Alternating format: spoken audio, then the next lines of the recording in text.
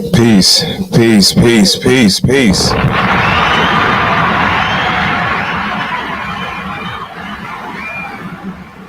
Hope everybody is doing well.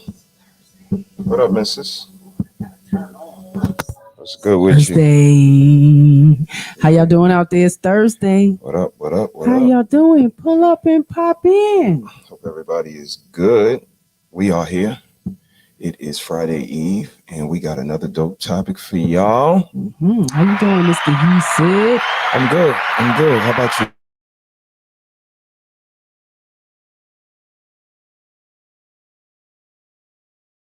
Good out there. Yes, welcome. Like, share. Another flavor topic for y'all tonight. If you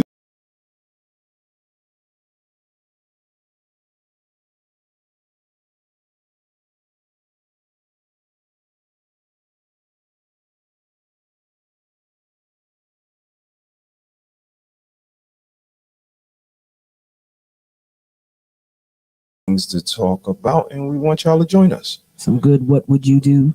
Absolutely. So let's go ahead and exchange the pleasantries. Shout out to T-shirts by Nikki for the drip. Y'all see what it is. And let's go ahead and bring up our first guest. You guys know him. He comes pretty much and blesses us with the knowledge every week. Our brother. And it's going to be my man, none other than Jabron Lames. Ooh. Jabron Lames is in the building. Welcome, sir. Looks so nice over there. What up, Jabron? What's good? Yeah, I'm doing good. Very good. All is well. Kind of low. You kind of low. Yeah, come up on the volume. Yeah, I keep putting my hand on the damn microphone. My sister-in-law here with this Come on damn. now, big hands. There he is. So what up, my brother? How are you? How was your week? Week was good. Can't complain. Never do. And even if I did, who would listen, right? Right. We'd listen. They'd probably be happy to hear it. Don't say nothing. Right. Oh, shit. You had a bad week? Don't say nothing. But no doubt, man. Glad everything is good. Everything is regular over here. Mrs. Harris, you good? Countdown is ready. 32. No, not 32 days. 22 days? Yep. Yeah. It's getting closer. Yes, I'm getting excited. It's getting closer. Oh, my now Lady Gators just came in the mail today. Okay. Looking real fresh. Okay. You're working it. Shout out to everybody checking in. What up, Travis, on the check-in? Hope Peace, all is family, well, peace. bro. And we going on Twitch and YouTube and Facebook. So shout out to everybody checking in. Feel free to hit those comments up. We're going to throw the link in the chat in a little bit after we put a little bit of meat on the bones. Y'all know how we get down. It's a little juice. Absolutely. A little seasoning. But today, the title is What Would You Do? Themed after the ABC show and the host, Don Quiones. Shout out to them. And I just wanted to put us in these scenarios and pick our brain on what we would do. And let's go ahead and start pulling up these banners because I worked all week on these. Yes. Good job. We want to give a shout out to everybody that has supported the backpack drive thus far. Yes. And everybody that continues to support. We got the backpack drive going on August 13th. Yeah. And we are doing all we can to give back to the little ones that's going back to school. So we want to give a shout out to everybody that's helping us out with that. Appreciate y'all. And again, what would you do? Shout outs to the team. And we hear a lot of people say, I can't speak for all. Yeah. Not all people. It depends. It always depends. It does. So what we're going to do is we're going to alleviate that tonight by putting you in the mix. You don't get a chance to say, well, I can't speak for everybody because we asked you, what would you do? So if that is your rebuttal, our reply is going to be, we didn't ask you what everybody would do. Shout out to E Black on the check. What up, my brother? And as you see the title card, E Black, what would you do? And that's themed after the ABC show. Awesome show, too. And what we're going to do is we're going to break the ice with a little bit of a video that is going to be a little bit in line with what would you do, but just an icebreaker nonetheless. So let's go ahead and tap in. Tell me what y'all think. Tap in. Excuse me, miss. Can I have something to eat? Yeah. There's plenty of places to go get something to eat. As a matter of fact, there's a whole market you can go get something to eat. No, I'm talking about from your shopping cart. Can I have something to eat? Why would I give you something from my shopping cart? Get your own shopping cart and get something. But I'm hungry. Well, so am I don't really have money. I. Yeah, well, neither do I. I don't have a job. Neither do I. Sorry to bug you. I'm a little hungry. Can I have something to eat? I don't have any money. Oh no, not money. I'm talking about like maybe I could get something from your grocery. Bags of chips. Oh, that would be lovely. Just something to feed my Don't stomach. give him anything, then more people will come here. He's hungry.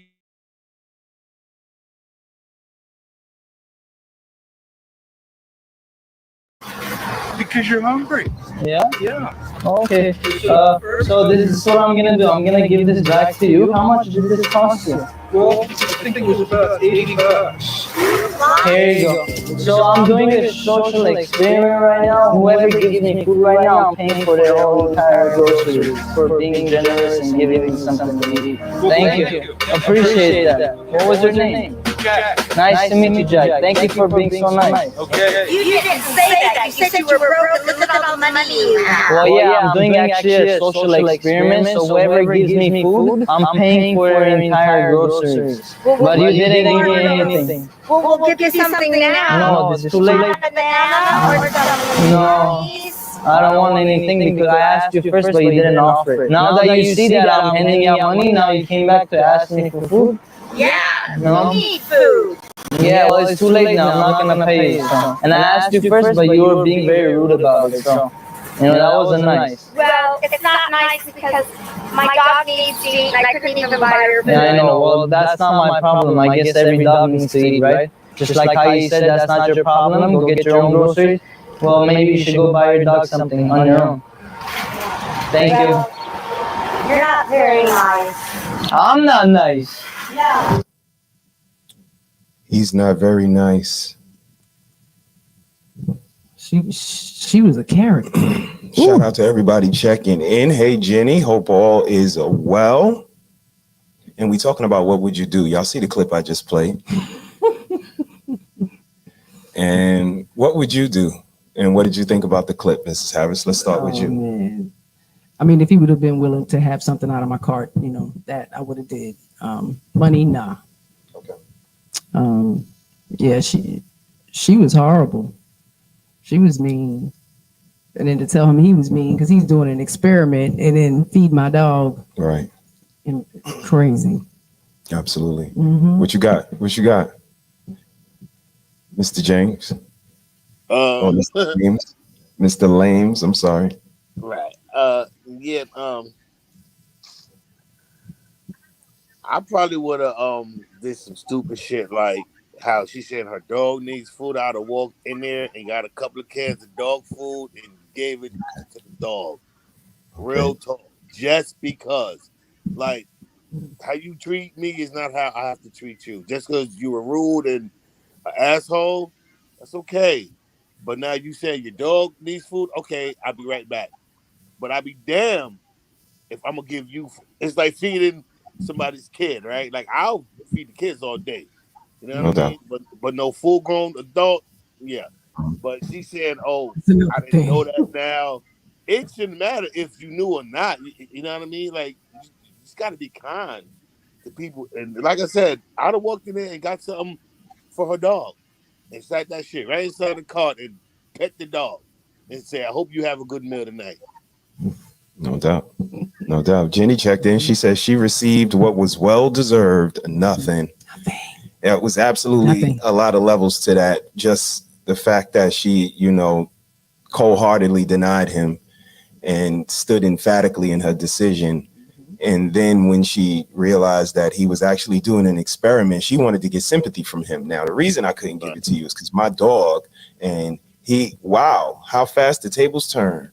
So kudos to him for that social experiment. Yeah. But me, I think I would have probably gave him something out of my cart. You know, a piece of fruit, water, Always in there. and, you know, try to hook him up with something. I definitely wouldn't have denied him as wholeheartedly and castly as she did. Right. Because she definitely was And she said, don't give him anything. More people might come. Right. Wait a minute. Yeah. You Hating just on mean somebody me. feed else's them love. hungry. Right. You like a Hating on third world somebody country over else's here, so love. much homeless. Hey, Andrea, how you doing? Hope all is well. And we out here just talking about what would you do. And like I said, the reason why we put this together is because a lot we say that we don't want to speak for everyone. We don't want to, you know, throw everybody in a box, but we just want to know where your integrity lies. I'm not sure if you guys see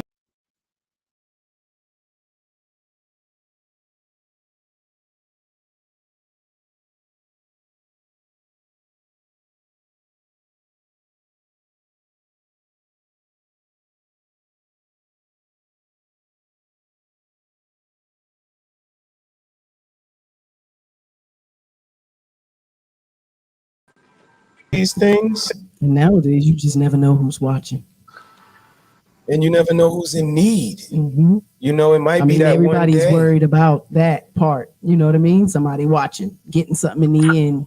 Got you. You know, some But people who know always those people. watching Like, the aren't you the street. guy from so and so? You know, just giving out money. So, you know. Got you. And he Understandable. said the streets is always watching. He said that back in '92. The streets is watching. They always watching. Can't do nothing. Everybody sees. So y'all let me know what y'all think. Let me know your initial thoughts on what would you do. I just played a clip where a gentleman was doing a social experiment and he was denied kindness, denied food. And when she found out it was a social experiment, the tables kind of turned. She ended up trying to say that he was mean. But you know, in And actuality, wrong, because she you got a was pocket full of money. looking in a mirror for the most part. But what would you do, guys? And let me know. We're gonna submit you into Feeding them some people. scenarios tonight. This is a TV show. What would you do? What would you do? And we're gonna go ahead and rock a little bit of a clip from the TV show to show you where we headed tonight. And we got a bit of a deeper discussion that's gonna come a little bit later, of course. But I wanted to start out just by finding out what you guys think about when we notice things, when we see things, how much of a duty is it of ours to respond, to interject, to interfere, to intervene, to butt in? How much of a responsibility do we have to our communities, to ourselves? Right, especially where we are, where we going right now in our society. It's kind of a shame. So let's take a look. Let's do this one right here.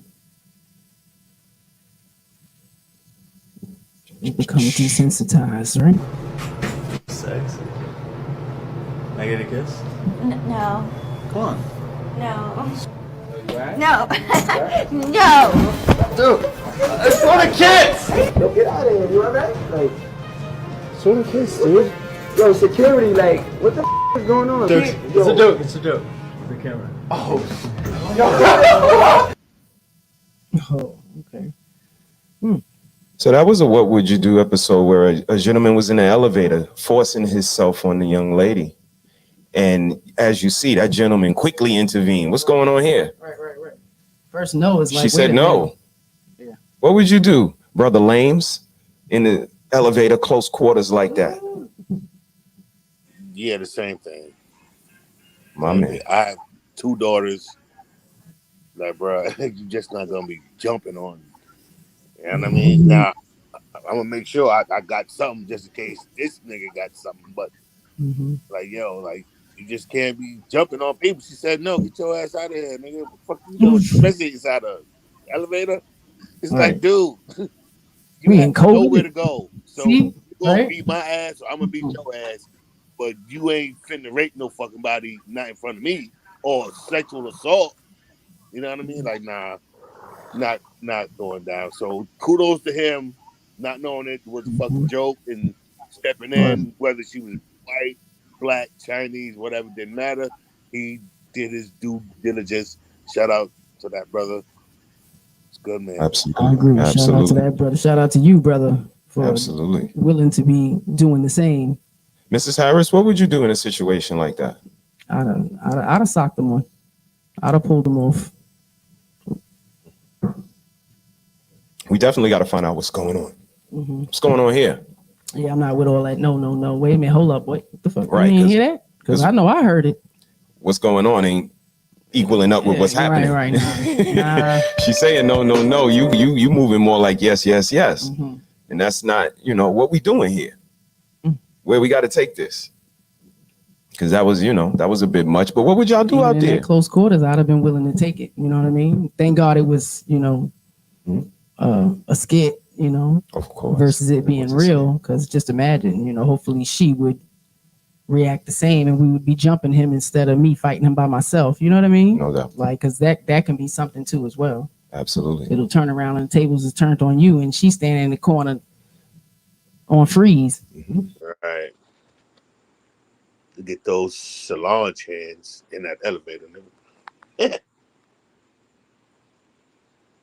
Bang bang stuff, then we flighting. Right. But I mean, I like the level of awareness of the guy. Like it just immediately, we not seeing what's going on. Like, wait, he immediately want to find out exactly what the bottom of the situation is. And that's why I asked, what is our responsibility as people?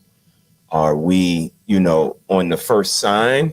Do we have to investigate, see further? Or is every instance, its own instance? Right. It's unique. That's something you got to respond quickly. It's close quarters. The threat is instant. So you're either gonna. Shout out to Red Lipstick in the chat. It's those three things, right? Fight, flight, or freeze. There you go. Absolutely. So he was willing to fight. Shout out to Red in the chat. Hey, Red. How you doing, sis? We having a nice conversation about what would you do, inspired from the TV show. Everybody knows. Shout out Don Quiones and ABC. And we just putting people in a hypothetical scenario of situations to find out where one's empathy, where one's maturity, integrity, moral compass, and things of that lie. Because I think once we start to know which side of the fence we land on as far as our moral compass, we know, what kind of people become like-minded, what kind of people become friends, become family, graduate to something more. And even to start a relationship with somebody, it should be a lot of what would you do questions in these scenarios. Yeah. I mean, that was a game for us. The what if questions. That's how you get to know somebody better. Absolutely. And it's not a cause to get upset with their answer. You just kind of want to know where their mind is at. So that's important too. Think about that when y'all are courting. What you think about that, Brother Lanes? What do I think about what? About just going through hypothetical scenarios in our relationships and in life, just to find out what we may do, how we may react in certain situations, no matter how far-fetched they may be. Yeah. Nobody really would know how they would react in certain situations until they're actually in that situation. But like you were just speaking to, like if you have a high moral compass and you know right from wrong, then you're going to react. Whereas someone who does not, probably would have let that girl get sexually assaulted and got off on the next floor. Like it's not my business. You know what I mean? So it's like it like I hate to use this word because y'all put it out there, but it really does depend on the person. You know what I mean? Some folks, just don't have that moral compass, those values, those traditions, and some do. And it's like just glad that this dude did. Because let's say it wasn't fake, he still would have stepped in like, nah, son. Absolutely. Not in front of me. Shout out to Army Vet on the check-in. What up, bro? Sis says she'll come play for a little bit. Take your time, sis. We here. We here for a good bit. What's up, miss? In that instance, like he said, if he would have followed through and it would have been a great situation, right? He would have been an accessory to that. Right. You watched it, you walked out the elevator, like, yes, yeah, Yeah. It would be an accessory. And that's, if she depending on how she tells the story. Right, because you might have got off by just watching. Depends on, how far it may go. And I'm glad that y'all bring that up. So let's go ahead and keep the train rolling. Check this out. I want everybody to stay right where they at. And let's do this.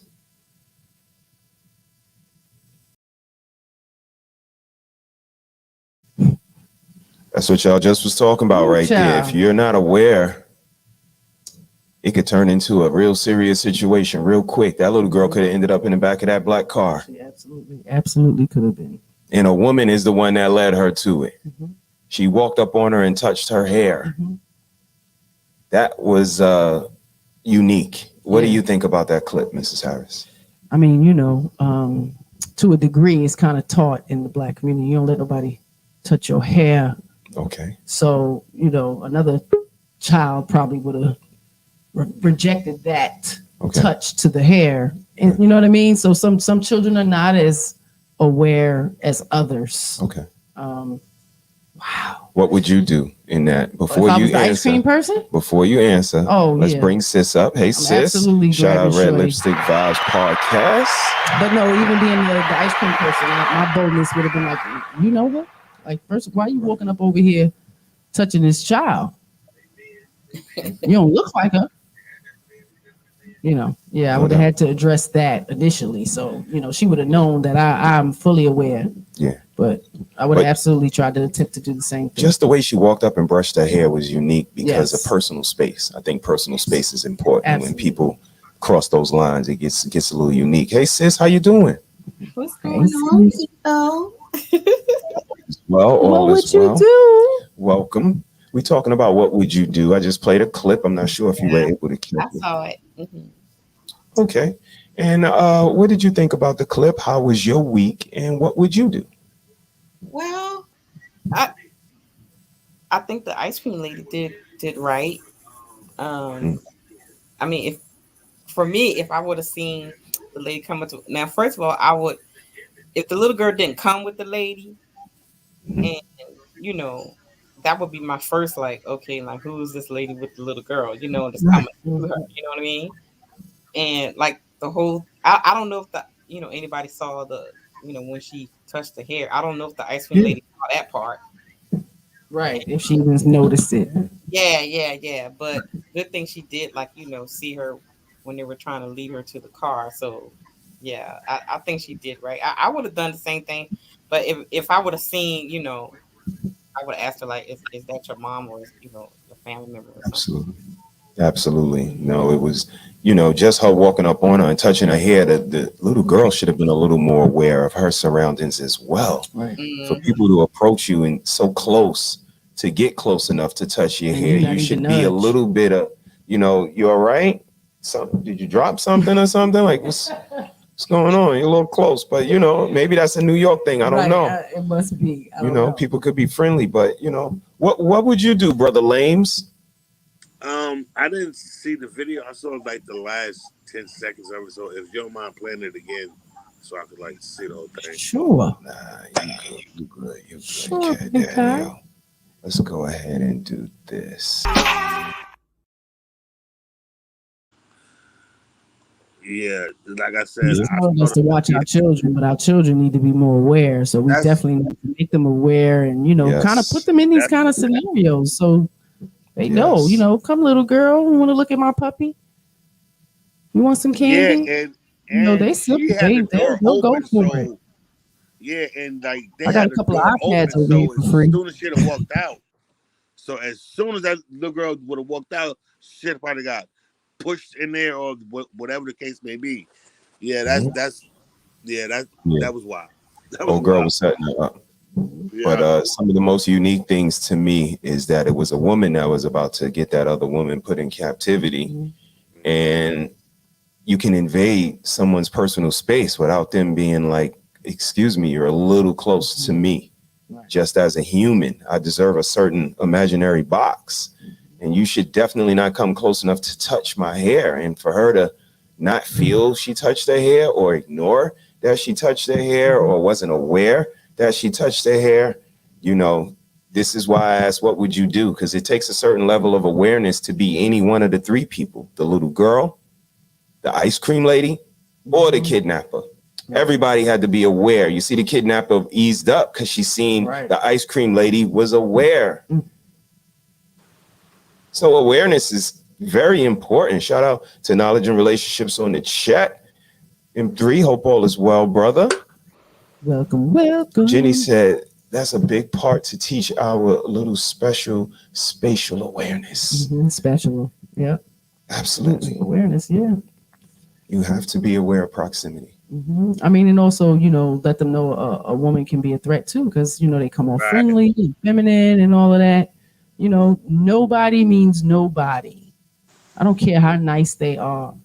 You really have to stress this to these kids, especially if you're allowing them to be out in the streets by themselves. So, anybody got anything else on that? Okay. So tonight's topic is, what would you do? And again, I just wanted to pick our brains with a couple of inspiring clips to figure out where we are, because I hate the waffling. I know everybody's not the same. I know it depends on the situation. I know we can't speak for all men. I know this. I'm not unaware of this. So when we have conversations, we really want to speak to the conversation and get a little bit to know each other, to know how would we react in a situation, again, to find the like minds, to find the people who we want to continue to have conversations with, and the people who may have a better conversation somewhere else. And these are just a couple of clips and videos that I wanted to play and speak to that. But I have a question. Does what you do matter on who it is? You guys would be surprised that the attractive people that will have someone come to their aid versus the unattractive people who will have people just walk past them. Or a woman versus a man. Or a woman versus a man. And so on and so forth. So what do you think about who it is in the situation which causes us to act, react, and how fast we do that? What do you think, sis? I agree. I mean, I'm not gonna react to every situation being a woman. Yep. It has to be like, two big burly men fighting. I ain't gonna jump in there. You know what I mean? It's like, all try to help him. I'm not gonna do that. Stop punching on that man's face. Right. Yeah, no, I ain't gonna do that. So yeah, it depends. Yeah, I would think so. And depending on how a person is perceived as well. If you are a certain type, I might not help you. Like you said, a man, you're not gonna get help. Black man, young black man, ooh, you just stack the deck. But make it a, young, attractive black woman. Somebody may come to her aid, more likely than not. What do you think, Brother Lames? Do you think who's in the situation can, hinder whether or not you respond or how quickly you respond? It's fucked up to say, but I would say I think that is the case in some situations, but like I said, it's fucked up to say. So like I had this girl say to me one time, you always so it's this girl I used to work with, right? And she's red bone, pretty long hair, right? And somebody came to me and said, you always let this part of my friend. She said this light skinned bitch leave early and do this and let her take days off, blah blah blah. So what I said to this young lady was, if I ask such and such to stay late, she'll stay late. If I ask her to come in early, she'll come in early. And there's times where I don't ask her to do anything. She takes the initiative to do things. And so when I ask you to do something, it's, that's not in my job description. So that's the difference there. It's like she earned the fucking right or privilege to get let off early because I know she goes above and beyond her quote unquote job description, right? So she tried to make it seem like, oh, because she asked me. No, if you did the same thing and she was a fucking non-useless body, then you would get off early, or you know what I'm saying? So, sometimes, they might try to make it seem like, oh, because she this and she that. But the bottom line is it's not the case. But it is sometimes, somebody will protect a pretty girl and let the snapdragons get fucking drowned, which is bad. What you call? I'm sorry. What was that? What was that Dragons? term? What kind of term was that? Snapdragon. Okay. All right. Okay. That's the Navy term. All right. So, Mrs. Harris, what do you think about depending on who it is can depend on how we respond, and if we respond at all? What do you say? Yeah, to a degree. Okay. I'm not too judgmental.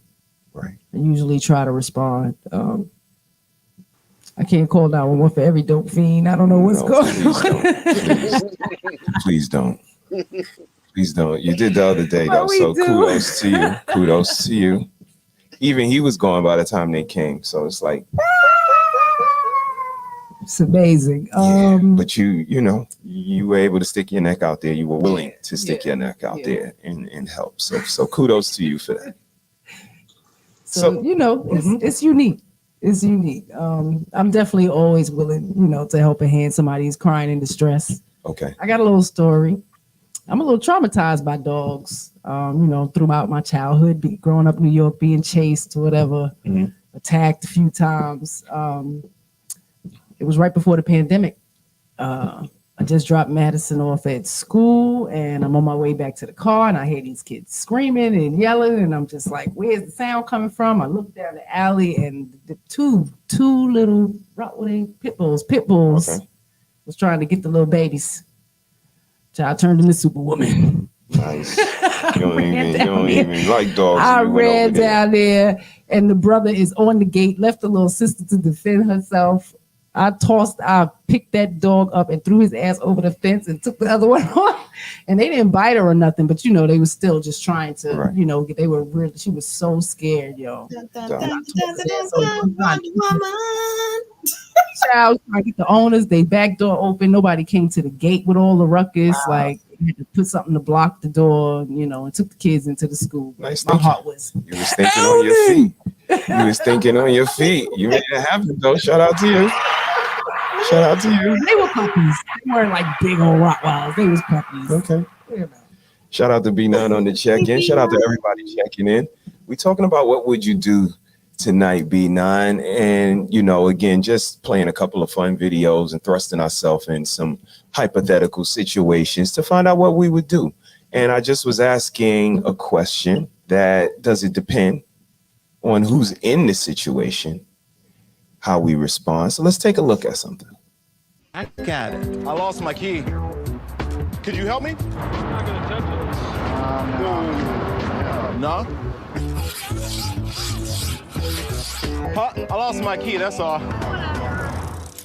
Whatever. This man notices but refuses to jump to conclusions. But I understand that sometimes you lose your key. Right. So he quizzes Gabriel. Like I said, I'm not a bike person. I don't know stuff like that, What kind of bike is it? Street bike. And Gabriel, well, he doesn't pass the test. Did you have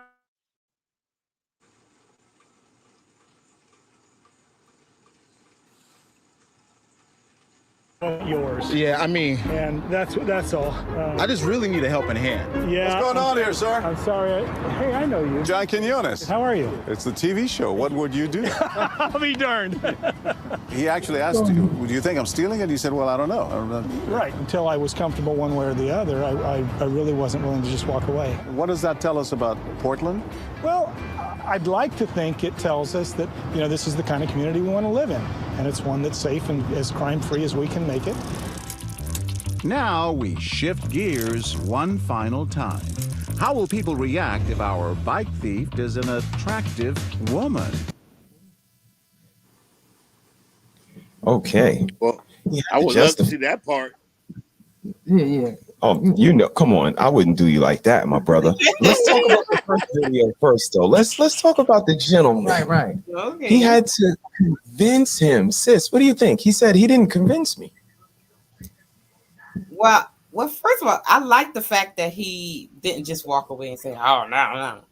He kind of want to find out a little bit more. Which was a good thing, because I probably would have asked questions too. But not as he was like, what kind of bike and all that kind of stuff. But I would have asked a question. But the rest of the people was like, heck no, just walking away. But at least he, stood around and was like, trying to. One girl said, whatever. He was trying to assess the situation, versus people was like, no, thank you. I wonder if he would have behaved different if the man's hue was the same as his. Well, would he have gotten those questions as well? I don't know. I mean, they were good questions. It wasn't like he was, asking them questions to assume that he was trying to steal it, because you should know what kind of bike you have, right? Should I? You should. You bought it. What if I have multiple bikes? What if I have multiple Mambo 685? Okay. So there's a certain level of there's a certain level of awareness you should have being a bike owner. But at the same time, you know what else I think? I think because he didn't act nervous or jittery or like he was like trying to steal something. Right. Okay.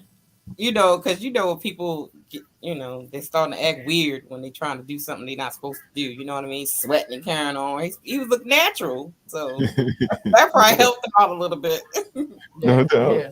B9 said, I remember that show and episode. Laugh out loud. I won't spoil it. Thank you, B9. B9's a nerd. He know not to spoil. No spoilers. Okay. Mr. Lames, what do you think? B9, you're welcome to come up, man. The door is always open for you, sir. What do you think about it, Brother Lames? Personally, I wouldn't really give a shit about nobody stealing a bike. I've had my bike stolen times. Go ahead, take them. I'll get another one. But for him to ask him like the type of bike, all I have to do is look down and look at the sticker and tell you the brand of the bike. Like, get the fuck out of my face. You know what I'm saying? Like, so that tells you nothing. You know what I mean? And the fact that I'm sitting there with a sword cutting the chain looks a little suspect, I will admit. But if somebody say I lost my keys, okay, but I ain't gonna ask you the fucking title number or he asked him the brand, the bike, and I don't know that shit. Keep me pushing, white guy. No doubt. Where you get a saw from? Jenny said body language helps. Yeah, right. Where did he get the saw from? Great question. Skrilla on the check-in. Shout out to Skrilla. Hey, drop a bomb for Skrilla. What up, Skrills? We miss you, man. Hope all is well. And okay, so they preluded to a young lady. Mrs. Harris, did you have a check-in on that? Did you have an observation on the video? Yeah, with the man, I wondered if his hue was different. Would he have helped him? I mean, him having a saw, I don't know if anybody really would have been helping him. Like, okay, you lost your key, but you have a saw, so you left somewhere and came back with the saw. No spare key. But, I didn't see the show, but I can pretty much guarantee that somebody walked up and helped this bitch saw that chain off. Okay. I didn't even see the show, but I know somebody was like, all right, I got it. Well, let's take a look. Let's take a look and see what else happened, because they alluded to a young lady gonna be his counterpart and see what kind of If our bike thief is an attractive woman. Yes. And I'm trying to get this off. Yeah, I'm not gonna be much better. Do you think you can try? 3's better than 1. I can try. They agree to help, never even asking if it's Kristen's bike. Thank you. It's yeah, not gonna happen with my muscles. I know. You need a man. So they call for backup. Excuse me, would you mind helping us? No, it's my bike. I don't have my key. He seems suspicious. What's that? I mean, I don't have, like, paperwork, you know? But still, he helps. Right. Not that I'm psychic. Oh, thank you so much. We try to ask him why. Hi, sir. How are you? I'm John Quinones. No. It's a TV show. She's an actor. All right. Time to reset the scene. Well, all right. Alrighty then. Not Shout that out I'm to psychic. Yeah, what up? I hope all is well. See that lady privilege. Mrs. Harris. I should see that lady privilege. Lady privilege. They help. The man get all kind of questions. Everybody Woman, he help. went to the car, got the cutter. Everybody here, help. keep it. So you can go around the park and say, everybody's bike. Take everybody bike. Right, keep that. Sure, I help. Forget your kid. He didn't even get a number or nothing. Crazy. Hey, y'all saw that. Shout out to B9 coming through on the check-in. What up, B Nizzle? She thought about that, Miss Ty. Baby 9. What up, good people? How's everybody doing? We good. Doing well. It's almost Friday. It is almost Friday. Yeah. B9, I will say this. I've met a lot of people on this platform. You are my favorite one thus far. That you are my favorite one thus far. Red lipstick, I love you. But this is my favorite guy right here. This is my guy. That's what's up. So You have to send me that still picture, ma'am. I have to put you on a shirt. Oh, there she goes. Put you on a shirt, B. Yeah. Because he does kind of remind me of the guy from the Boondocks, the karate guy. Oh. Okay. Sensei. You know what I'm saying? Y'all cutting up tonight. Okay. What's his name? He said he don't wipe his own ass. Right there. I love it. E Blizzle on the check-in. We on Lock Nation on the check-in. What up, my guys? I hope everybody is good. Welcome, y'all. They done gentrified stealing. They did, man. They helped her out quick. Sis, did you see that? They helped the young lady out. She getting some food together. Yeah, she getting it together. Okay, let's go with you, Mrs. Did you see that? They I helped saw the it. young I mean, her hue was the same as his. She So had the that was something different complexion now. for the protection. I wonder if she was a brown girl, would he have went and got them cutters and left her with those cutters? I doubt it. So she can give them to little Pookie.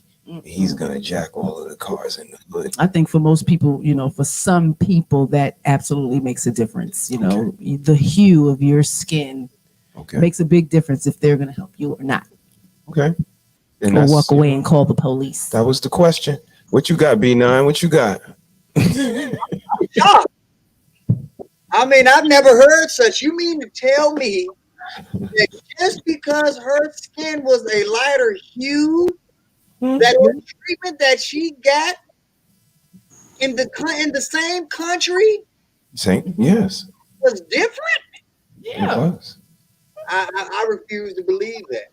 Preposterous. I mean, we all know that show was more for other people to see that this happens versus us, because we know it happens. We know it. You know what I mean? But other people who are very naive to it and ignorant to it got to see it. So maybe it shined a light on some people. Because it happened.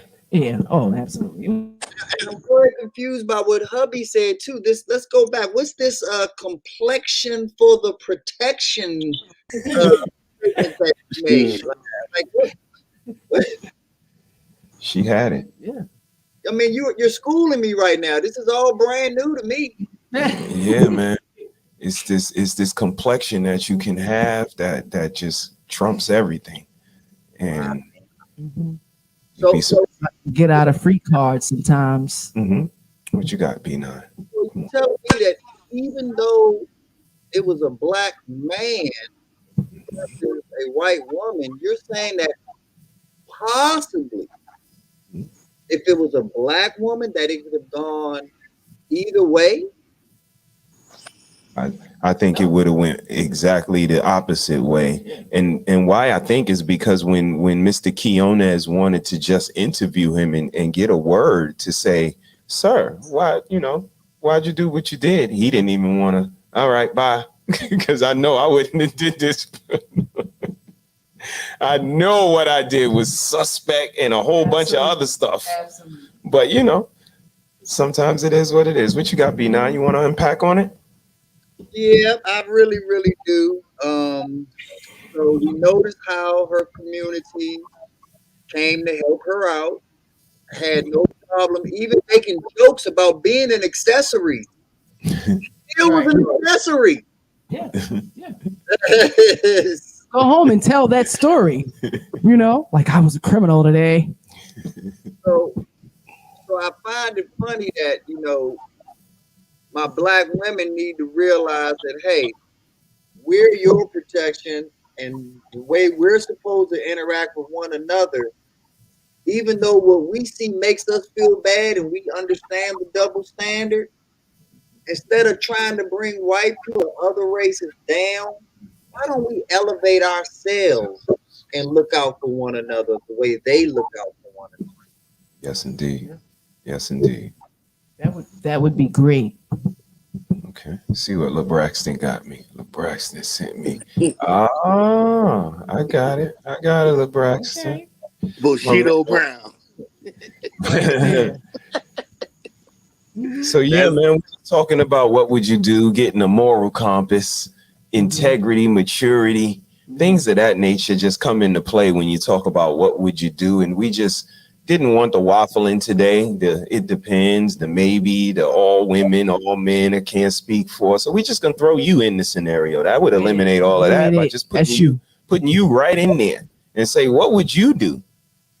So, that's where we were going this week. I got a clip I'm going to play real quick, and I want to know what would y'all do.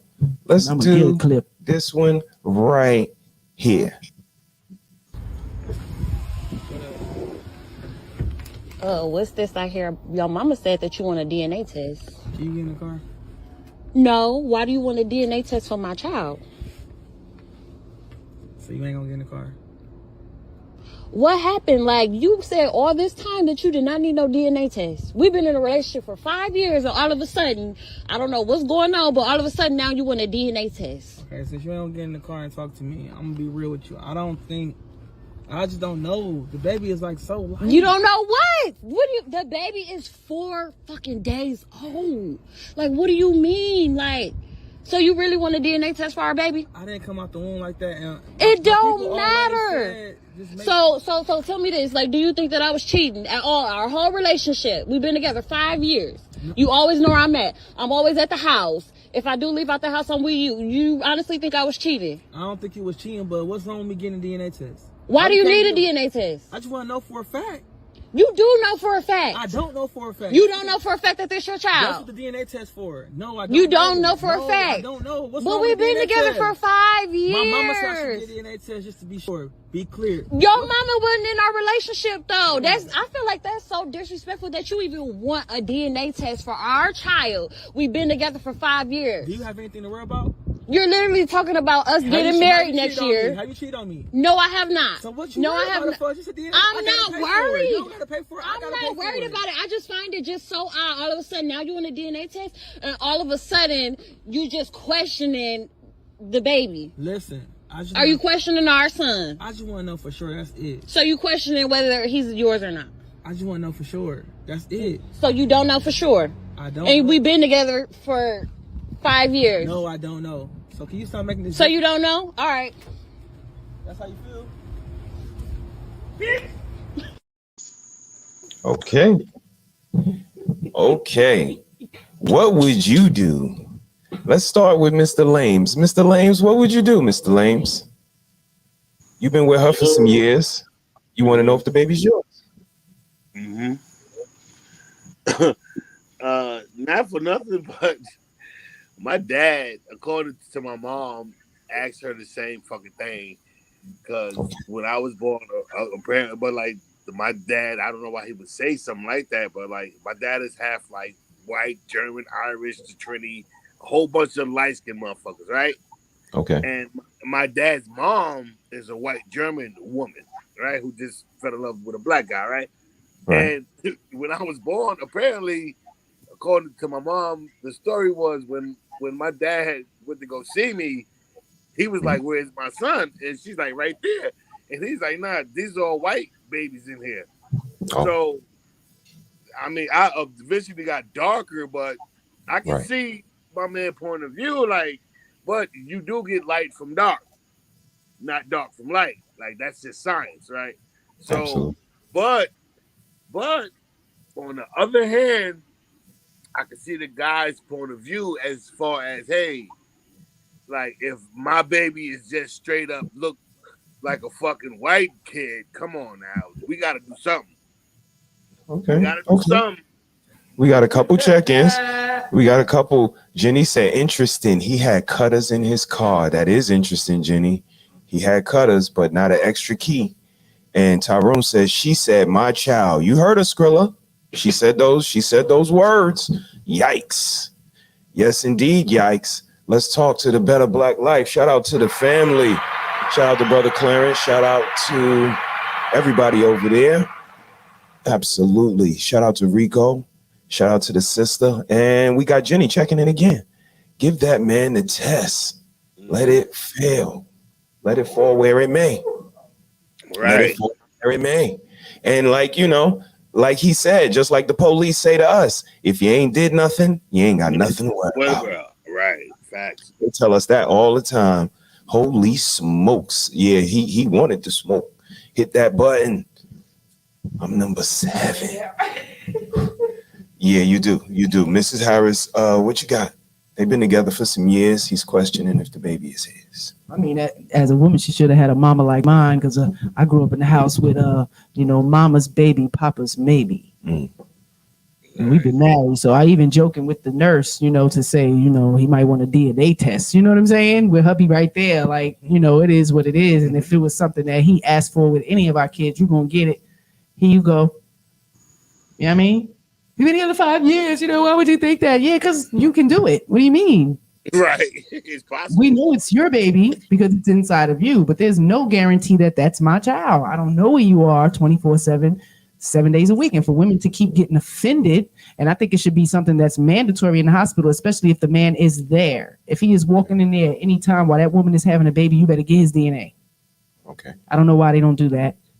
Off top, the baby is 4 days old. Why you ain't do it while you was in the hospital? Okay. Okay. I mean, she did point out, I'm with you all the time. When I go out, I'm with you. So why do you have any doubts? Or do you have any doubts? He said, no, but I still want to know. I still want to test. So, we all think he has right to that. What do you think? That test is factual. Like, okay, they don't go to work together. You could say you at work and I'll splash. Okay, understandable. What you got? Let's go ahead. Go ahead, Mr. Lames. You continue. What do you think of the clip? Saying, like I get what the lady is saying and how she might feel offended, but if somebody come at me like, "Hey, let's do this," and I'm 100% sure about something, then yes, let's go do it so I can calm, give you peace of mind. And I don't have this thing in the back of my mind for the next 18, 19, 21 years that you don't think that this is your kid. So like Nick said, just go do it so he can shut the hell up and you can stop worrying about if this man is going to leave because he don't think that it's his kid.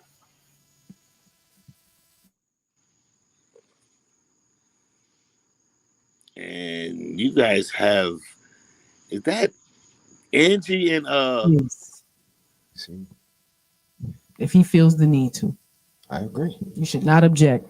Red Lipstick Vibes, what you think? Did you see the clip?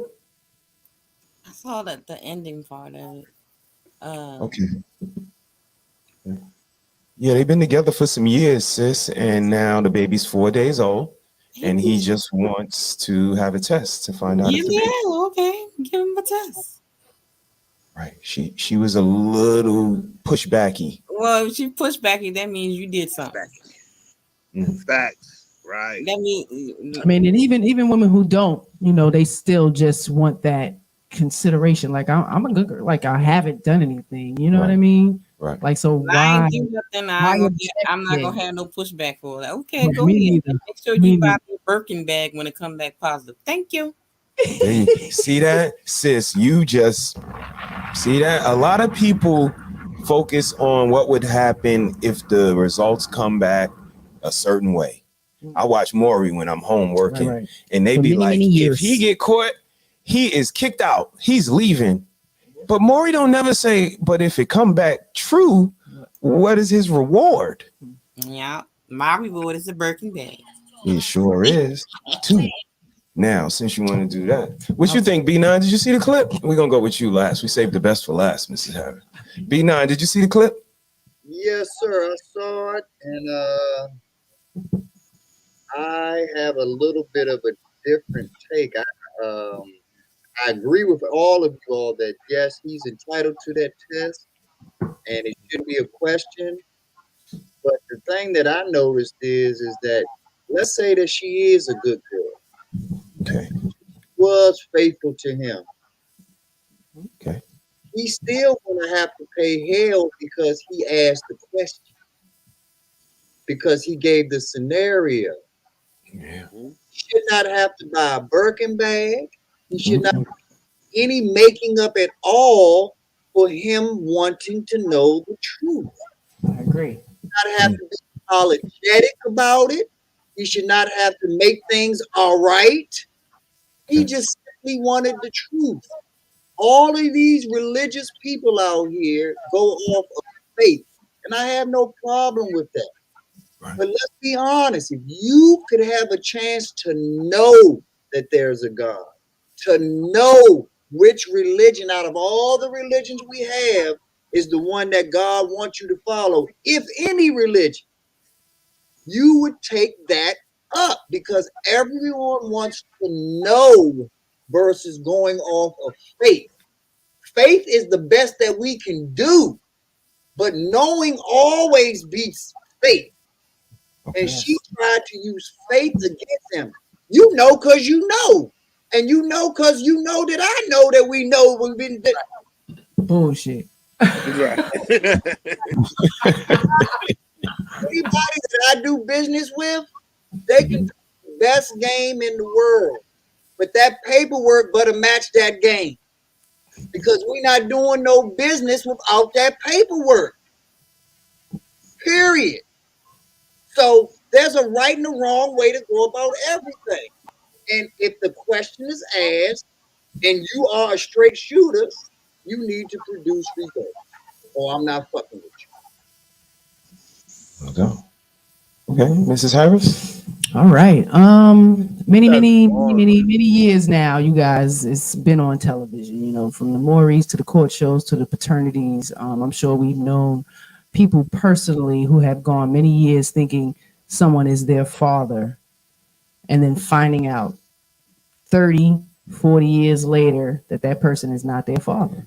So to me, every man has a right to know that that child is definitely their seed genetically, and it should be in the hospital. Like it shouldn't even be a question, unless you don't know. If you got a whole slew of 5, they all need to be in there. Yeah. Get him in here. Let's get a group chat. Come on now, ladies. Shout out to Jenny. She checked in. She said, was he light-skinned or white-skinned from the land of Caucasus? All my babies came out white-looking Asian. They darken up. Okay, and they darken up. They dark. And my godchild is a chocolate baby now, but she was a white baby when she was born. It took a few days, but Let's talk the better. Black Life says sometimes knowing is not good. Faith is better. However, this is something you should know if you can. Okay, V9 scratching his head a little bit, little bit.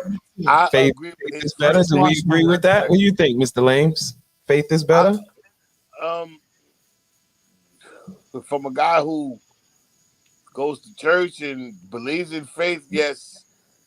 But like I said, I agree with his first statement, not so much the second one. You know what I mean? It's like, hey, but I would rather know that that's my child than just assume, because if it's not your child, then dude, like, I should not have a fiduciary responsibility or a moral responsibility or whatever to this child. Now, if I find out it's not mine and I choose to stick around, that's something different. I can't wait until this child is 10 years old. Just be like, you know what? Fuck it. I'm not doing this no more. No, because you are the only father or mother that this child knows. So, you know what I mean? But from birth, like, if I want to know if this is my child, then I don't see nothing wrong with you proving me wrong, so you can have that in your back pocket to say, I told you so. Okay. Because women can be petty at times, and no disrespect, but I'm sure that should have come out in the next argument. Well, remember that time you thought the kid wasn't yours, motherfucker? So I'm right. You know, so. Well, PSA, ladies, stop doing that. Stop doing that. Stop making the man feel bad for wanting to question if a child is his. Like, it is what it is. It is what it is. We do not know what you are doing all day long, every day, 24 hours a day. I can trust and have faith and believe that you are keeping your legs closed. But, in all reality and actuality, it's too many kids walking around here 30 years later and the damn father is not their father. It's unfair to everybody. They're being neglected from not knowing their true family, their true, history and lineage. Like, it's horrible. It's not okay. And we keep continuing this cycle. We almost 50 years old, and we know too many people who come to find out that their fathers are not theirs. It's unfair. Right. It's traumatizing. Yes, it is. It's truly traumatizing, even at 40 years old. Yep. So, ladies, stop lying on your shit. And it's okay if a man wants to know if the child is his. I don't see what the problem is. And you shouldn't hold it over his head. If it is, it should be something that's demanded in the hospital. So, gentlemen, you have a right, even if it's your wife, to say, listen, take my DNA and my babies. And that's something that you're going to have to live with. If it's not, be prepared for what you're going to do. So, that's something to consider for everybody who's involved. Yeah, but here's the love this woman, right? And if you find out that that child is not yours, like all of your love, faith, and trust and loyalty, like that kind of might change some things. So, But it's also about being a leader. It's all, we in this manosphere and we on these platforms talking about leadership all day long. How the hell is it good to not know the truth? Because if you don't know the truth, that means that child's not going to know the truth. Mm-hmm.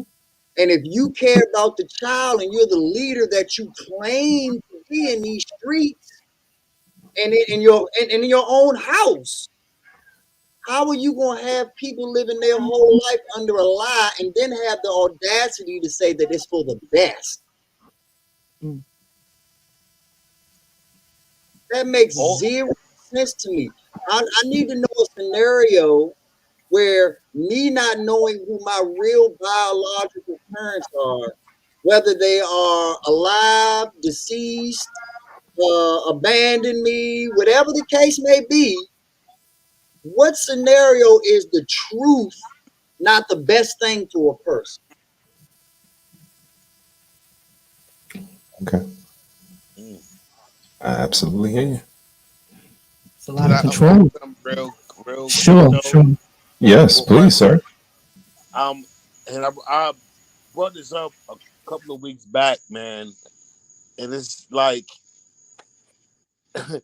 like when a child is inside the womb and once a child is born, like you can't test the mother for the child's DNA because none of her DNA.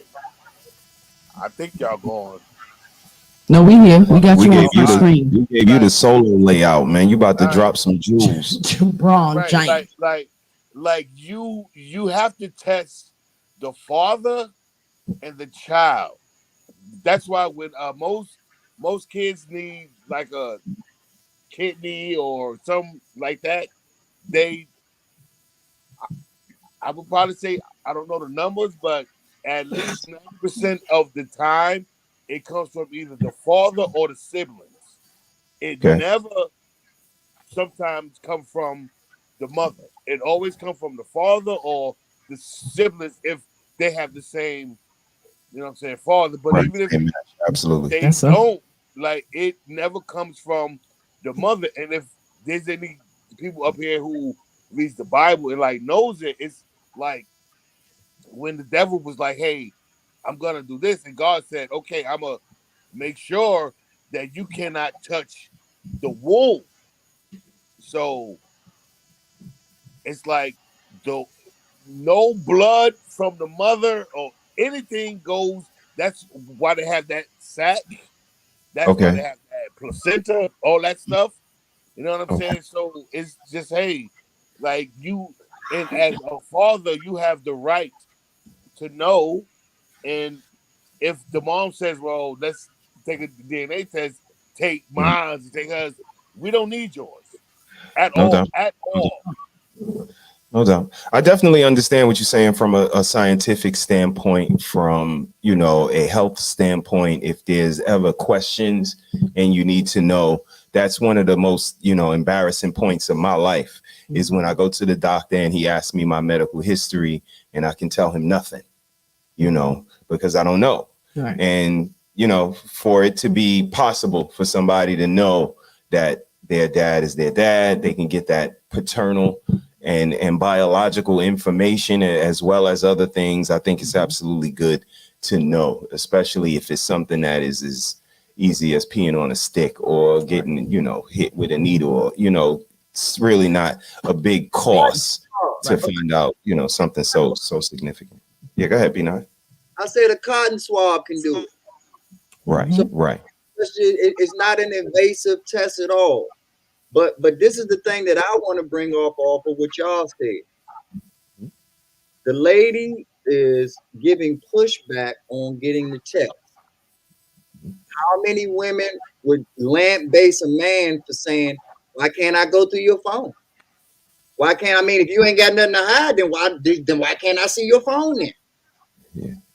And so she understands that knowing is better than having faith because she wants to test the theories herself and say, "Hey, let me see that phone," or why is it locked all the time, or what's going on with it?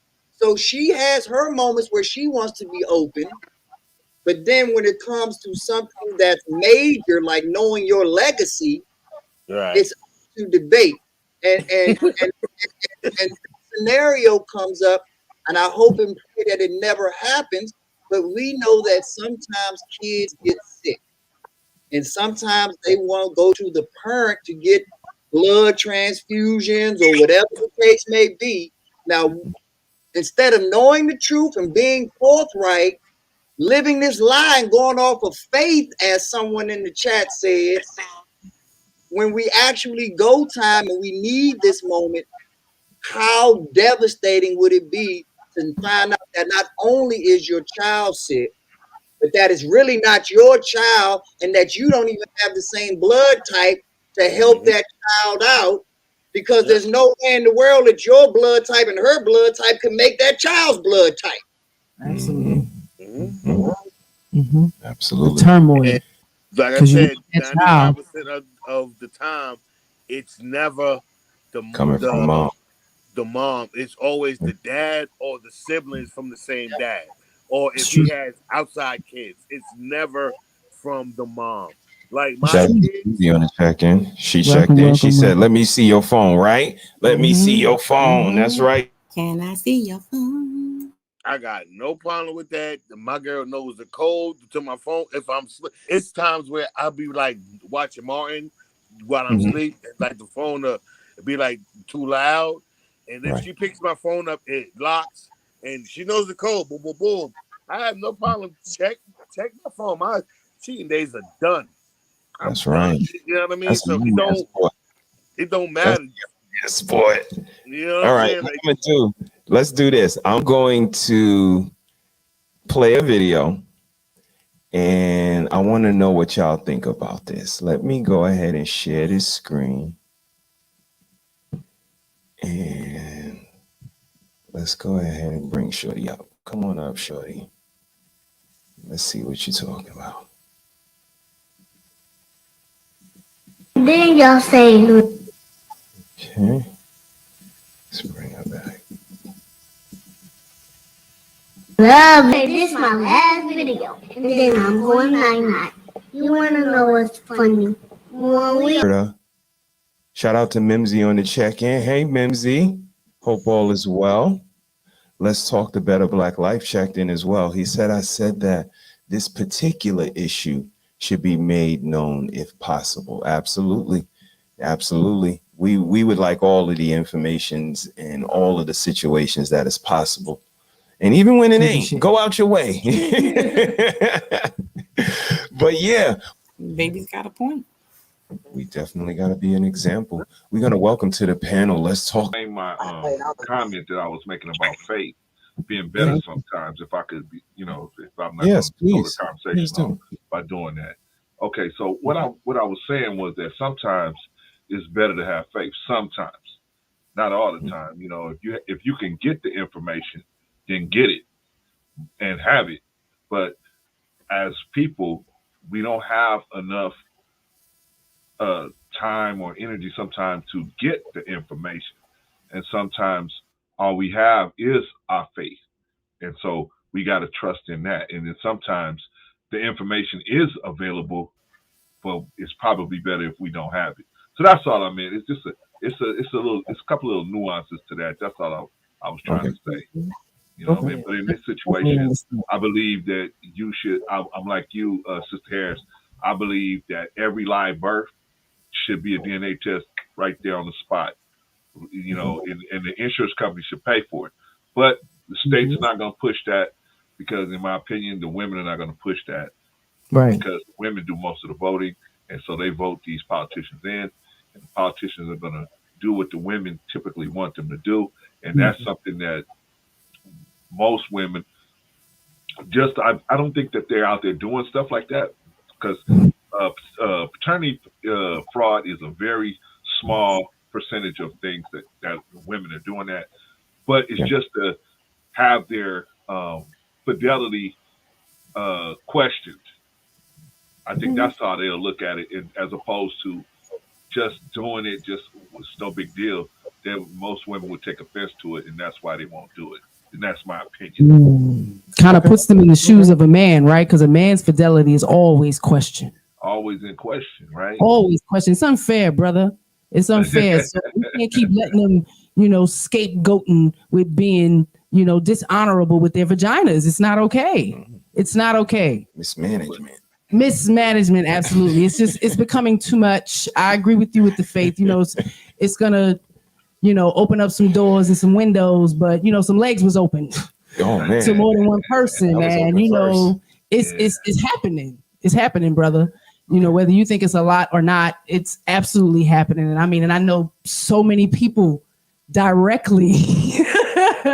They went their whole life thinking this family is their family, and then it turns out, they paid $100 to get an ancestry, and it's absolutely not their family. Or they got sick and they found out it wasn't their family, and that is traumatizing. And I think it's so unfair for you brothers to have to go through that. So a woman having to go through it one time versus that man a lifetime.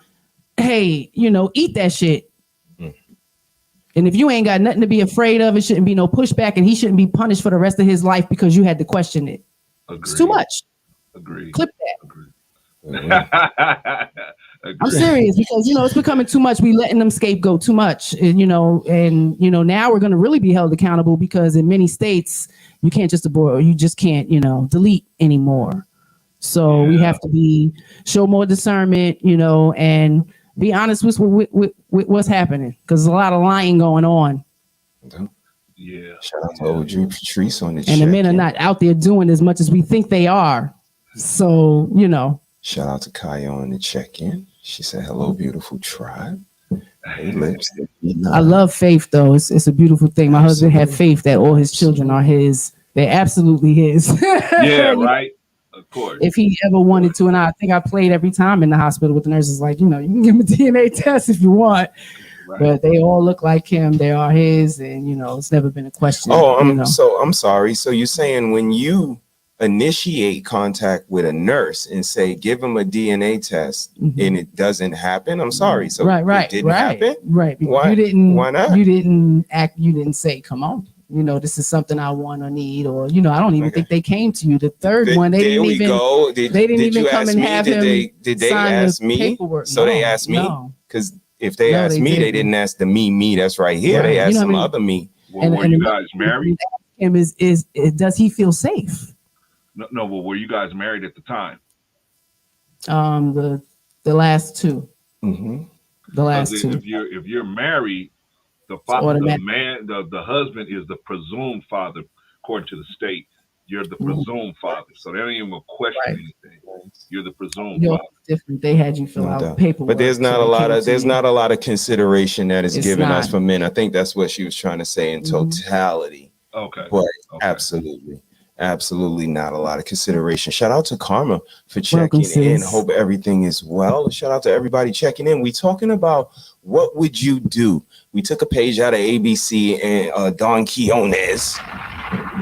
Say that 3 times fast. And again, we just wanted to get a moral compass on where we were, where our panelists were, where our commenters were, on what would you do? Because sometimes it's some waffling out here. I'm not sure if y'all see it. I'm not talking about y'all. Of course, not y'all. Uh-oh. It'll be right back. Right. Aaron's, you in there. Hey, you ain't got to say not everybody, because it ain't everybody. It's you. So here's what I'm going to do. I'm going to play a clip. I'm putting everybody in this scenario right here. So you don't have to say you're not in it because you in it. And we're going to be doing my husband's skincare routine. And surprisingly, he has pretty nice skin for somebody who does not have any skincare routine. I'm black. Are you excited? Absolutely not. Okay, the first thing we got is this vitamin C sheet mask. All right, stay still. You look so cute.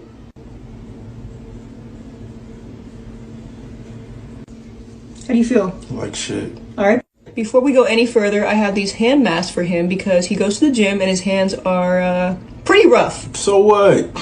All right, he got his hand masks on. Next up is the eye brightening patches. You doing too much. You don't do enough. All right, the next thing we have is serums. I'm going to let him choose. We got a vitamin C serum and a hyaluronic acid. Which one do you want? Neither. All right, hyaluronic acid it is. All right, let's go ahead and take the eye patches off. How do you feel? They burn. Next up, we got a lip scrub. All right, go ahead and pucker up. Last step is some lip balm. All right, now you can take off your hand masks. I hate it here. How do your hands feel? Soggy. All right, perfect. All right, and we're all done. On a scale of 1 to 10, how much better do you feel? Dog, I feel exactly the same.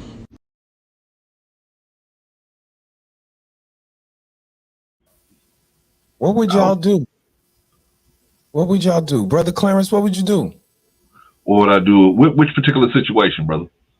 With the whole makeover, the whole, under the eye treatment, the skincare, the facial mask, the gloves, are you gonna, acquiesce to her because that's her thing? Or are you gonna be like him? I really don't want to be here. I don't want to be here. If she, well, this is based on my relationship with my wife. Okay. If she come to me and tell me, hey, maybe you should try this, because I've been married 32 years. I trust her. So if she come to me and say something, you know, as long as it's not way crazy and something that I really have to, you know, but me just sitting still and then, you know, she just applying something to me and just to see if I'll feel better or something, I probably would go along with it. Me personally, I'd give it at least a try, because I would want her to give something a try. I've came to her with supplements and things, and she at first said no, and then she tried it. So you know, if I found something that I felt would help her, and I came to her with it, I would expect her to at least try it. So if I'm expecting that from her, then I would do the same, and that's me. Absolutely. And what about you, B9? What you think, man? What would you do, B9? Would you let her put that facial mask on you, or you good?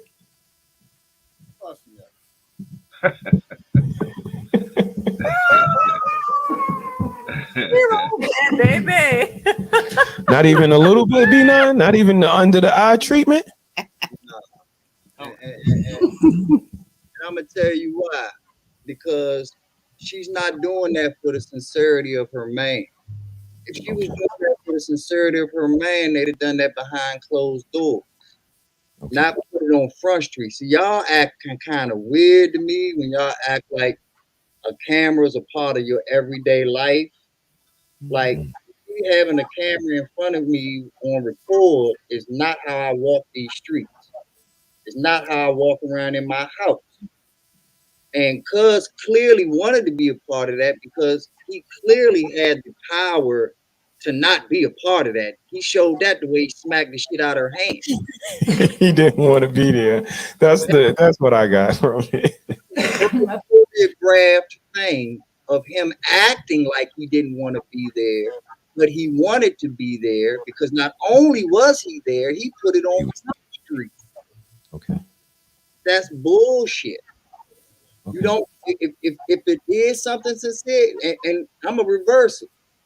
When we enjoy our moments with our women, we ain't putting it on video showing it to the world, are we? Ooh. Oh man, look at my baby butt dimples. Or look at my boo butt dimples. Come on, B9. Did you see that booty, Joe? Little jiggle. So if it ain't good for us to put everything that we like or we feel is needed on Front Street, then let's grow up, man. Okay. Jenny laughing at us. Hey, Jenny, we still here. She said we here. Timmy laughing too. I give the husband bi-monthly pedicures. Ooh, those damn, what did she say? Tactical boots. Okay. Okay. Box of those damn tactical boots. First of all, why did he sit down? Okay. She called him a band. Ty called him a band. Ty said, why'd he sit down there? Man. Okay. Yeah, I agree with all you. Some of the, some men enjoy it. Okay. And she said she take care of her husband's feet, pedicures or whatever. What would you do? Would you go along with it? Would you participate like you don't want to be there, or would you? What would you do? I don't want to be forced into doing something I don't want to do. Okay. You know what I mean? To that degree. Okay. You definitely look visibly displeased. That's like me knowing you're not comfortable with getting full body massages. So for me to make that, I'm gonna go buy a package. Right. We got a 45-minute full body massage surprise. It's all laid out. Ha. Surprise. But we get there and you might not be comfortable with that. Right. because I know that's not something you into. So now I'm kind of forcing you into it. Okay. You might wind up liking it. You might not. I mean, but again, that's why that's why I asked the question, what would you do? Would you, participate like you're willing? Would you participate like you're not willing? No. Because sometimes letting our partners know that I don't necessarily like this, but I'll go along with it for you because I like you. Right. You cool. What you think, sis? My lipstick vibes. Not on the camera Front Street. You know what I mean? The way she did it, but like B9 said. They crazy. You can tell he didn't want to be there. Like, I'm wondering if she had some type of leverage to make him sit down because he was so the like leverage. We're gonna get the like clicks or the views. Yeah, because he was like so over it. I don't think you should force anybody to do something they don't want to do. I don't care what it's for. It's not fair to them, and it makes you look, stupid and overpowering, and trolling. Yeah, exactly. And I got one more point. Would she want him? Would she want him as a man if he came home doing that on his own? If he came home of his own free will, saying, "You know what? I just bought me some moisturizer for my eyelids." Yeah, let me throw this mask on tonight. She come home, he got a mask on. He came home with that shit of his own free will. Would she feel like she was with a real man, or would she be questioning what type of dude he is? I'm saying, what's wrong with taking care of your skin? Nothing. What's wrong with that? I don't see anything wrong with it, Mr. Lanes. Nothing. And to say that this guy sat there and was forced to do it, if he didn't want it, he didn't have to do it from the first thing she put on his whatever his eyes or his head. It's like, no, that's where the video stops. So like you know, some folks just do shit for TikTok views. I get that. That's where the money is. But I don't think that shit was real. But I'm just saying, like, listen, man. My lady's like, yo, I'm going to get a manicure, a pedicure, and she look at my toes, be like, look, I need you to ride with me. Get your shit done. Right. Your shit looking a little bad, and we do the chiropractic, crack that back, clack, clack, clack, clack. You're a willing participant. Click. That's the difference. And that's, you're a willing participant. That's what I was, wanted to pull out of that video for me. Jenny checked in. She said, no need to record it. That could be part of his sour mood. And that's the thing. I just wanted to know how do I go along with it? If it's something that you like to do that I necessarily don't like. Well, I don't know if I'm gonna like that. Like, get it out my face and all of that. Like, I'll rest in my masculinity and just chill, maybe have a drink and let you rock. But in the back of my mind, I'm gonna consider the fact that I know you're not comfortable with that, so I may shorten my time. Of whatever I expected. If I expected to be there 2 hours, we only gonna be there for an hour. I know he ain't feeling this. So it's just what I mean? Consideration. So,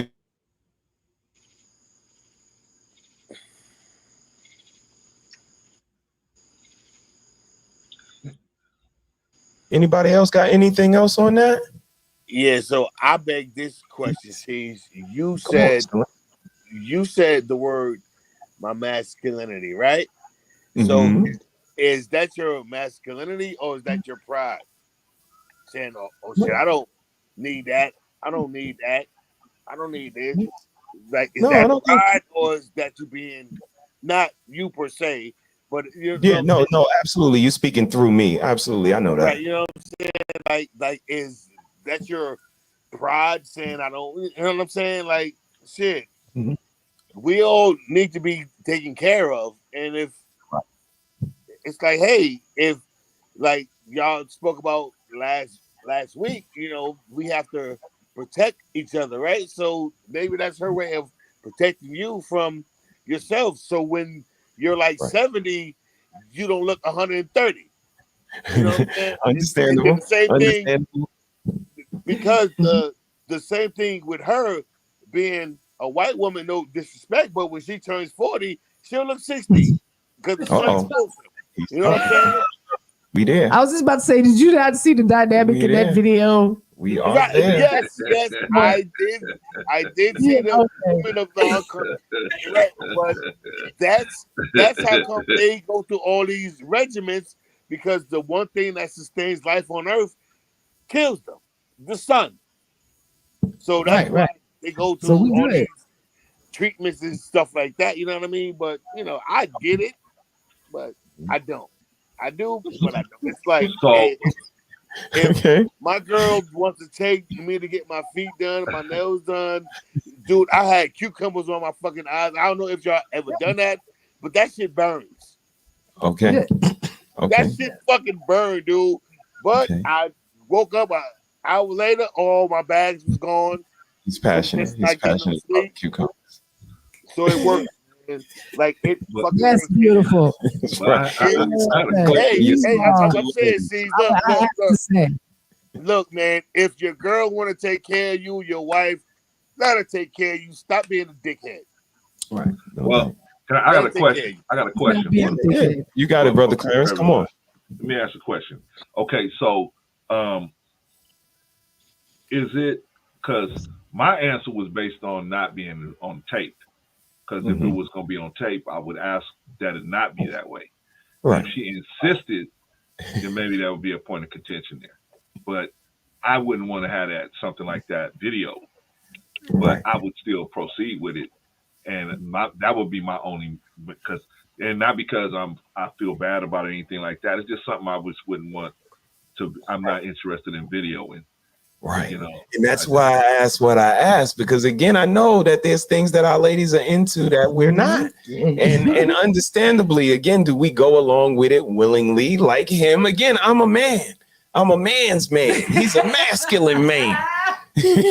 Shout out to Sir Hell on the check-in. How you doing, sir? That wasn't his thing. Brutus. That was not his thing. Look what Skrilla said. Skrilla said price of eggplant just dropped. Because he sat in the chair and went along with his lady, putting that face. But why? Why is the price dropped? I don't understand that.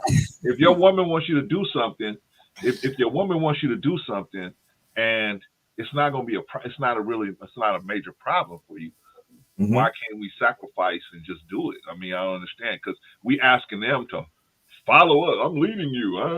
Exactly. Let me lead, right? Okay. So when we tell them something, they're supposed to just hop to, right? But when they tell us something, wait a minute, I'm a man. No, wait a minute, I'm a man. If you ask me to do something, I'm a man. How's that? I don't see how we're gonna get long-term relationships. Being let's get B9 to check in on that. B9, what you got, man?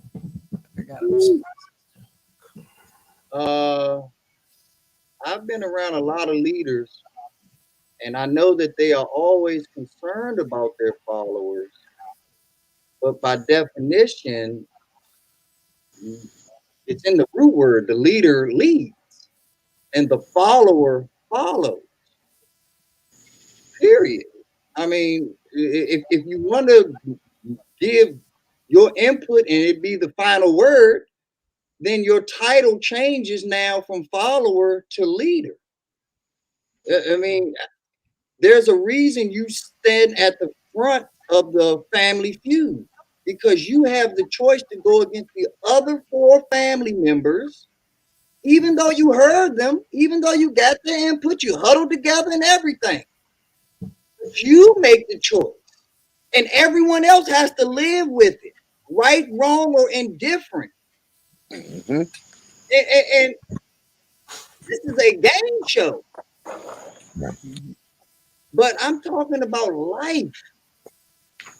And nobody's has the cojones, it seems, to step up and be Michael Jordan, because the only reason Michael Jordan hit game-winning shots is because he wasn't scared to miss game-winning shots. Now, thank goodness for him and the Bulls and his legacy that he made them.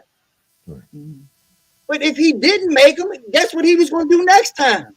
Shoot that motherfucker. And you live with the result. And when we get it right, I'll end up being the greatest of all time. But we have to deal with Detroit. We have to deal with the Larry Birds and the Celtics. Then when we finally get to where we're supposed to get to, the good times roll. Now everybody wants to jump on the bandwagon. But remember when Michael Jordan wasn't Michael Jordan? Oh, his shorts are too baggy. Oh, his socks are too short. Oh, he's not even heterosexual. Look, he's got an earring in his ear. He's a Bama. He don't know how to dress. One of the greatest fashion icons of all time, one of the greatest basketball players of all time, a black billionaire, one of the greatest brands in international history, Just let a leader lead.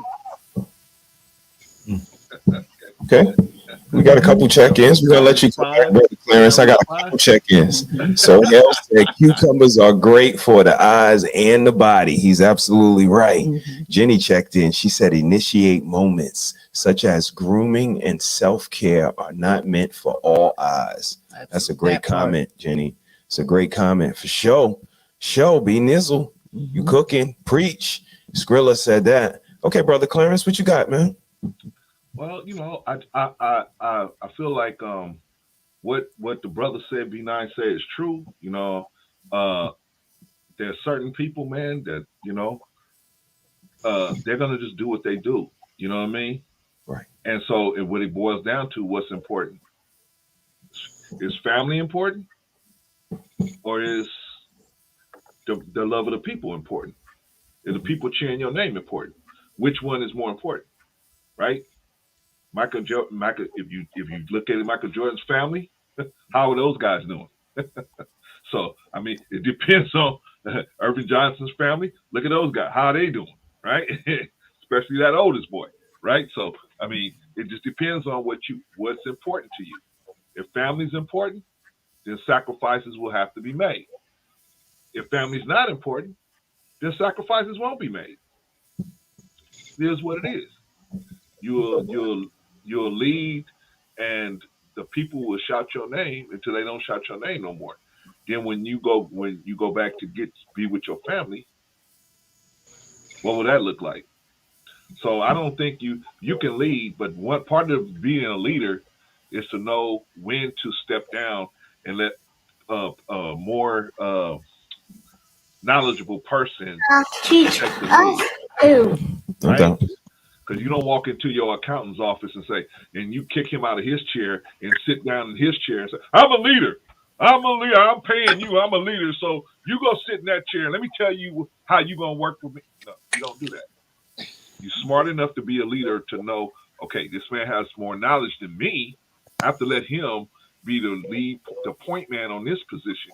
Even though I'm in charge, I'm going to let him be the point man. You don't go in your tax man's office and say, get out the chair, move. I'm going to sit in your chair and tell you how to do it now. Right? You sit here, you got enough sense to say, hey, this man know more about this than me, right? Because these laws change every year. And I'm busy trying to take care of my family. So that's all I'm saying. No screw to the brother. I seen the brother on many different platforms, very intelligent brother B9. So, we just having a disagreement of opinion, brother. You know what I'm saying?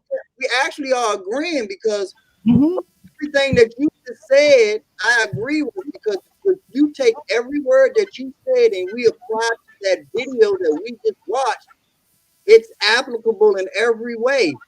That young lady was the Michael Jordan or the Magic Johnson, not putting her family first, making sure that it was recorded for the public. And like you just said, wisdom would say, put your family first. Then you gave an example about an accountant knowing more than you, even though you're paying. And the young lady in the video said at the beginning of the video that he has better looking skin than she does. But she did test to him instead of herself. So what you're saying, Brother Clarence, I'm a great listener. So what you're saying, I agree with 100% because you obviously agree with us too. Because when you apply it to that video, your words hold true. Your wisdom is solid, sir. That's the way I saw it. Absolutely. That's the way I saw it. I just don't feel like it would be a problem if, because sometimes we, even as a leadership, we have to submit to somebody who has more expertise in a certain field or certain information that we may not have, right? Yeah. I was just with my wife today at the DMV and getting a real ID with my wife and my two of my sons. And so I can't talk to the oldest boy. I can't talk him into nothing. He's slicker than a wet hand. Anyway, so the rest of us went and got some real IDs, right? So and I said, oh man, I don't have my birth certificate. Oh man. And my wife said, I got it. Here it is. And the lady that took it said, dang, it don't have a scratch or a bend on it. It's straight. You just printed it out. And she turned to my wife and said, props to you for this, right? Right. Okay. No problem. As long as we can get it done. But what I'm saying is sometimes, what I'm saying, because I let her keep these documents and keep them in a secure place. And so this is what I'm saying. See, because I know me, I got stuff everywhere, right? So I'm not the person to keep secure documents. She's the person to do that. So we got different strengths. And so it's just about knowing the strengths of a person and knowing the strengths of each other. I'm just giving out a good game if you want a long-term relationship. Now, if you just want to, push your program. I ain't got no problem with that. Yeah. But I'm just saying, I'm talking to the fellas that you actually looking for what the Harris tribe has, what I got. I don't know if Brother Jabron Lame's got that or any of you other guys got that. Yes. I'm getting it. I got it. He said, I'm getting it. All right, well, right on to it. Shout out to the panel. Right on to you. If you want to last, there's going to be some sacrifices going to have to be made on both sides. So that's all I want to say, man. I unfortunately I gotta go. I gotta take my other son get a haircut. I appreciate all of y'all. Thank y'all, Harris Tribe. Man, let's support these brothers and sisters. Let's support the brother. Let's support the sister, man. They got a good thing going here, man. And they really pushing Black family unity, man. I appreciate y'all, man. Yes. Shout out to everybody, and I see y'all Thank out you in the for coming street. through, Brother Clarence. Welcome anytime, man. Come through. Have a good night. Appreciate all right. Y'all too. All right. Sis, you got anything on that? Y'all don't say everything. I ain't got nothing, baby. So, all right, baby. We're going to get to the meat and the potatoes, baby. Damn. I got one more. Go ahead, B9. What you got? I want to go address that the video that we failed to address, the one with the little babies. Exactly. In their truth. Oh, please do. Babies. I'm sorry. I'm sorry. Please do. That video right there tells you all you need to know of why I became a school teacher in the first place. Why I can have a better interaction with children than I can with adults. Because B9 works in truth. And as you see, those children work in truth. Whether you like it or not, they gonna tell it how it TI is. Yes. Because see, first they have to learn truth before they can learn lies. Right. First they have to know right so that they know the converse of which is wrong. Mm-hmm. What do you teach? So I used to teach elementary education. I'm retired now. But I love teaching on that level because they did not get skewed at that. They were in their purest form. And we could really, really talk. And I mean, you'd be amazed. Children pay attention. Yes, they do. They in their room playing video games and they can't hear or smell or see what's going on. They do. Absolutely. They do, and they tell it all. Absolutely. All your business. B9 knows all your business. Okay. I mean, they do. I absolutely would agree with that because it was a time where I was working in supervised visitations when we lived upstate. Right before we pulled out of the Army vet checked in, he said, if you want to know the truth, ask an old person or a child. Absolutely, because we get to an age where we don't have to filter anymore.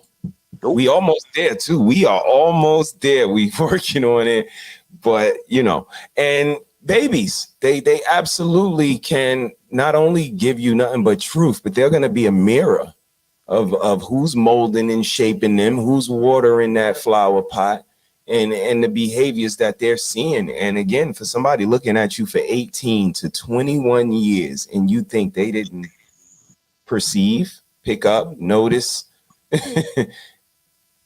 it's very unique. But we talking about what would you do, y'all? And it's a great question. And I got really what I wanted to get you guys together about. First, I wanted to play this clip real quick. I'm just gonna assume that you haven't noticed, but you haven't told me that I'm the most beautiful, gorgeous in the whole world today. So Are you trying to say you want to break up? God, appreciate me.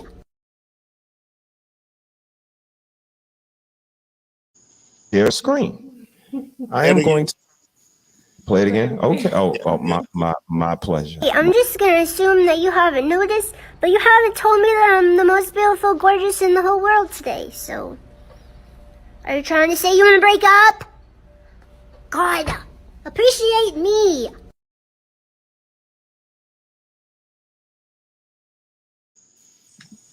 You didn't tell them they were the most beautifulest in the whole world today. So are you saying you want to break up? So let's go ahead and share the screen. I want to know what y'all think. And here it comes. Bam. Let's make it bigger. And I'm going to read it to y'all. It says, this is from a man named Solomon Bucci. Solomon Bucci wrote a post to his fiance and now his wife. And the post goes like this. You're not the most beautiful woman. Neither are you the most intelligent woman. But I've chosen to never find perfection in anyone else. I put my gaze on you, and with that commitment, we would mold ourselves for ourselves. Our perfection is in our commitment. Stating that you're not the most beautiful / intelligent might sound like it's not a compliment, yeah? But it's a realistic base for real love. Acknowledging that my woman isn't the best, but I'm not looking for the best. I'm looking for you, and I found you. There's no best. There is just someone you choose and see the best in them. This to me is real love, not the one that consoles itself in a false reality that their partner is the most good looking, most intelligent, most successful person in the world. That's disingenuous and doesn't give room for love to thrive. I love you. I'm committed to you. I miss you so much, but my love for you is stronger than distance. Her sincere fiance / now husband. What do you guys think of that? Let's start with the missus. You know what I thought? I thought it was awesome. I mean, I thought that was an awesome love token. Okay. You know, because we are.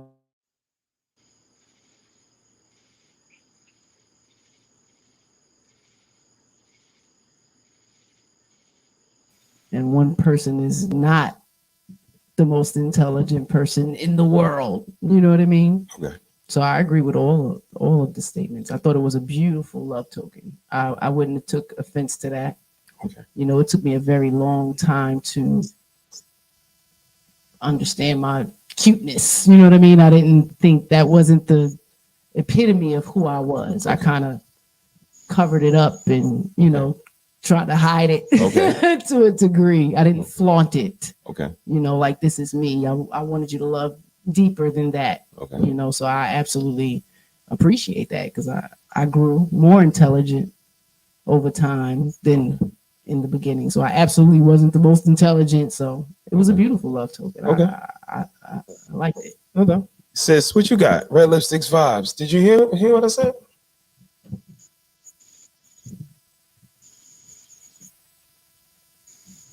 She might have stepped away for a second. I actually read that post. Okay. I actually read that post. And I agree with sis because I got it when he was, saying it. I guess maybe because I understood what he was saying, but then when I looked at the comments, it was like the whole world was coming for him.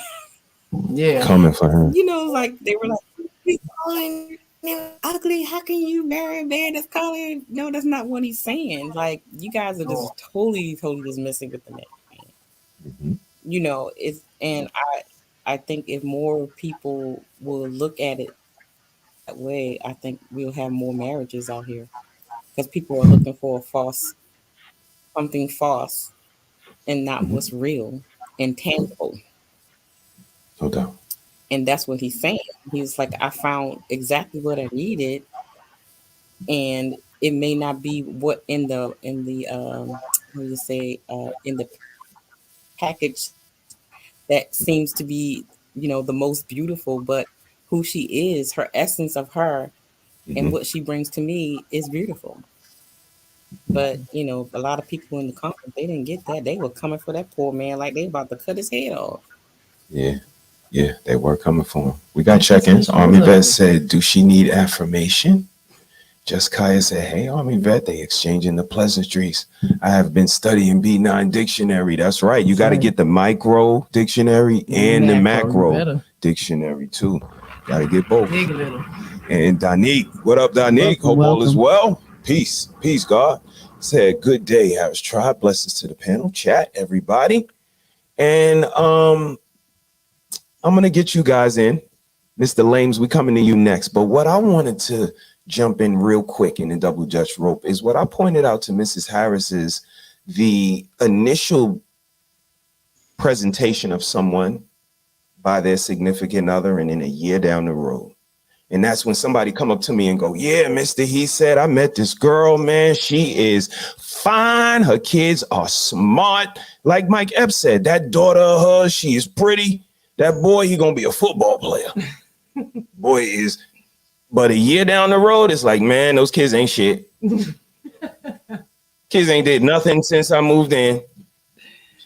And it's like we present people in this grandiose light when we first meet them, because we meeting a representative.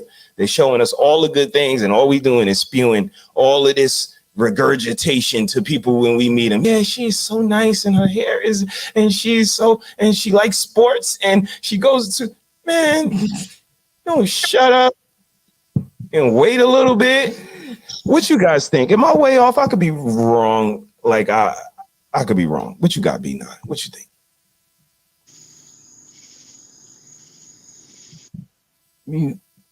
Go ahead, Javon. You go ahead first. Oh, I'm sorry, Mr. Lames. Mr. Lames, you got it. You got it. Get him. All right. So I also saw that post online. Somebody posted it. I read it. Okay. To me personally, it sounded like a backhanded compliment. The first sentence. Okay. Like, okay. You know what I'm saying? It's the like most beautiful, not the most intelligent. Right. Like, you didn't have to lead with that per Ooh. se. You could have said something else, because at the end of the day, I guess his fiance at the time didn't really mind him saying these words because they're married. But like, I don't think he should have led with those words, because words matter. So let's just say he's walking on the street one day and he sees this beautiful fucking woman, and they have a conversation, and she's more intelligent, more pretty, more this, more that, more this, more that, and he goes and cheats, right? Hypothetically speaking, right?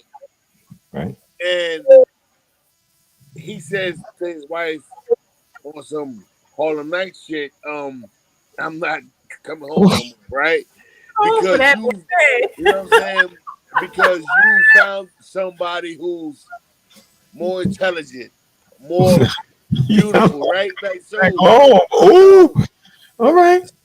So like, I get what he's saying. Like, the whole paragraph makes sense, but you just can't lead with those fucking words. And I'm gonna be honest. If I was the female in that scenario, I wouldn't have married him at all. Okay. Thank you for that honesty. Thank you for that honesty. I'm saying, because hey, when you write a thesis paper or a paper in school, something like that, you have to make your point first. And the point of your fucking statement was, you're not the most beautiful, and you're not the most intelligent. However, the thesis statement is the most important statement in the paragraph. Exactly, and that was his thesis, and that was the point of his statement. That's a point to make. You know We got a couple of issues. Karma agrees with you. She said, right, he did not have to lead with that. Army vet checked in. Oh, nope, they are exchanging pleasantries. And I think he wanted to catch people's attention. Well, he definitely did. He definitely did that. He did. But it's not the kind of attention you want, because at the end of the day, her friends, her family, her associates know who her fiance is. So when you're out, I know the first thing they say was, why would he lead with that? You know what I'm saying? Like that's your thesis statement. You're not the most intelligent. You're not the most pretty. Get the fuck out of here, bro. In the world. Okay. Right. Bad thing to lead with. Bad thing to lead with, in my opinion. Bad thing to lead with. B9, what you got? Brother Lames thinks that's a bad statement to lead with. What do you think, sir? I don't think it's bad. I think that it goes back to the honesty in children that I was talking about. Okay. And point blank, if you would have read this and marriage wasn't involved and it was just boyfriend, girlfriend stuff, you would have thought a child wrote that. And it's that basic. And the problem with it is that we are so sophisticated. And, we have to say things and do things that differentiate the tadpole from the frog. But sometimes the tadpole has it right. And he put it in a lot of words, but all he was saying is that this ain't Disney. This ain't the movies. You're not the princess. Now, what he could have added, and I think he should have added, is he should have talked about himself as well to show humility with himself, to say, I'm also not the smartest man in the world. Right. I'm also the best looking man in the world. Back up your thesis statement. Okay. Still for one another. What we have is right. And furthermore, we don't know her. A lot of women suffer from self-esteem issues. Right. She might be saying that stuff about herself already, questioning, why is this man want to be with me? I'm not the prettiest. I'm not the smartest. Why? She might be saying that. So we might actually be retorting her view. This might not be an original statement from him. Be a retort like, hey, I hear what you're saying, baby, but all that is bullshit to me. You still the one, and that's how it's gonna be. I'm trying to boost your confidence up. I'm trying to boost your self-esteem up. You ain't got to be the shiniest car on the lot. You're going to get me to work every day. I'm going to come home in you every day. That's all that some people want a pickup truck. Right. Right. But it's like my job. It's my job to make her feel like she is the shiniest car in the lot. Like that is a lot of work for you, brother. That's gonna. It's a lot of work. No doubt. I feel you. That's a lot of work. That is marriage. That is marriage. A lot of work. It's on you to appreciate the beauty in your woman. It is not on you to make her feel beautiful. That is her own feelings to deal with. The most beautiful women have insecurities, and I agree. I like the letter because, like he said, it was childlike. It was really realistic, because I am not the most beautifulest woman and I am not the most intelligent woman, but he still chose to marry me. Because I was the best choice. I was the best one for him. The looks, the intelligence had nothing to do with it. It grew over time. You know what I mean? And that's real shit. I was working on 11th grade education when I met him. My vocabulary was not up to par. I thought that was a beautiful love missive. I didn't know that back in the day. Okay. You know what I mean? And we lose that truth because it's realistic. I am absolutely not the most beautiful, voluptuous woman in the world. You know what I mean? But I'm the best choice for him. So I think I've read the whole letter in totality. I comprehended it in the whole totality versus the first sentence, because he did say, you are not the most beautiful or the most intelligent woman in the world, which she's not. Right? She's not. So many more beautiful women than her and intelligent women than her, but he chose her. She's the best woman for him. That's what I got out of that letter. I didn't see this. You know, everybody differently. How This is does that statement help her, though, sis?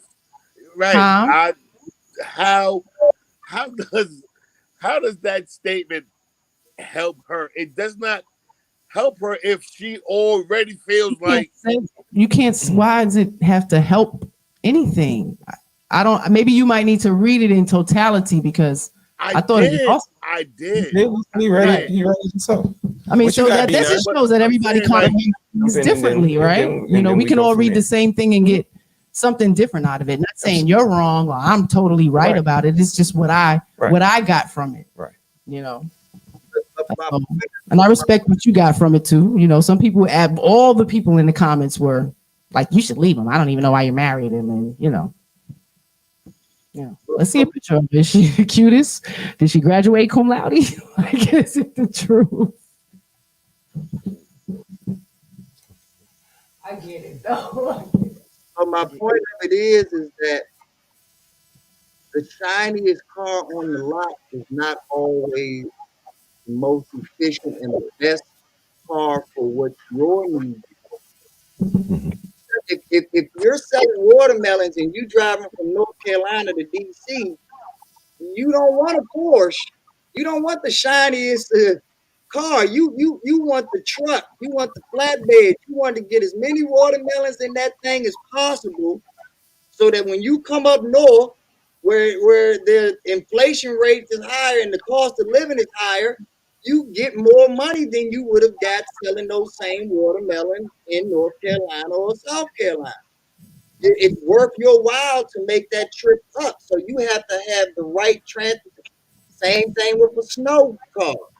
If you live in a place where there's a lot of snow, you don't want the shiniest car. No, you want the most reliable car. You want something that's going to be able to drive through that snow, get you to where you got to get safely.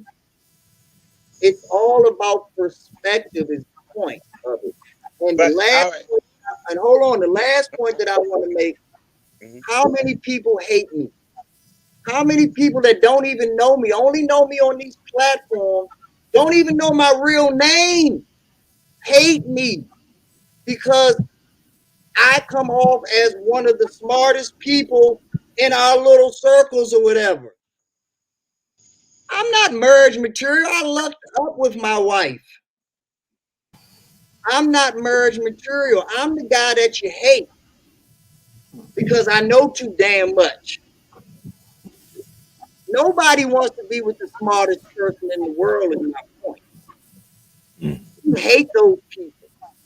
Nobody really wants to be with the finest woman in the world or the finest man in the world. You're not built to handle it. God only gives you what you can handle. And thank God, people like Mr. Hesaid are smart enough to realize, thank you, God. Thank you for giving me exactly what I didn't even know I needed, but you knew. Yeah. Thanks for leading my dumb ass where I needed to go. Because I wouldn't have been able to do it by myself. Yeah. What you got, Mr. Lames? What you got? You was cooking over there. Yeah. So, like, he used the analogy about the cars, right? Right. And which was a perfect analogy. Yes, you don't want to drive a Porsche to, take watermelons up Hold up, north. watermelons, right? You know what I'm saying? I get that part, right? But my point is, and it's just my point is, you want the type of car, like how you said, if it snows a lot, you're not gonna buy a Porsche. You'll buy a truck or you'll buy this, right?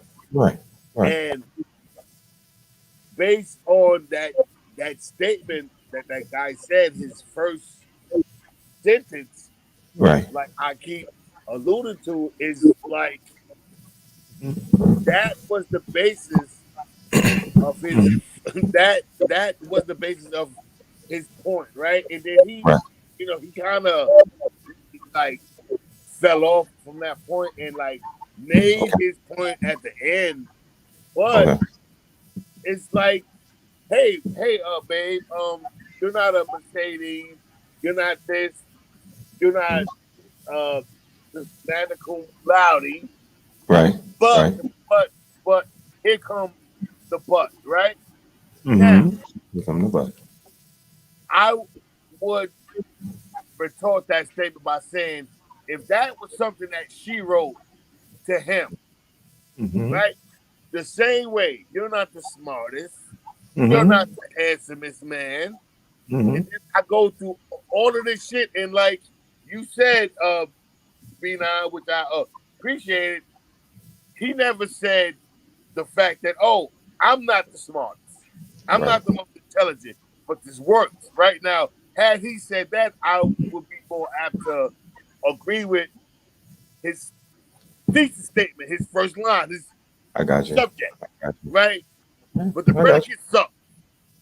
I got you. The subject was nice, and then he fell into, oh, you did this and you did that, and you blah, blah, blah, blah, blah. But if you go back to his first sentence, it don't match up. And that's my point. You love that first sentence. Don't match. You love that first sentence.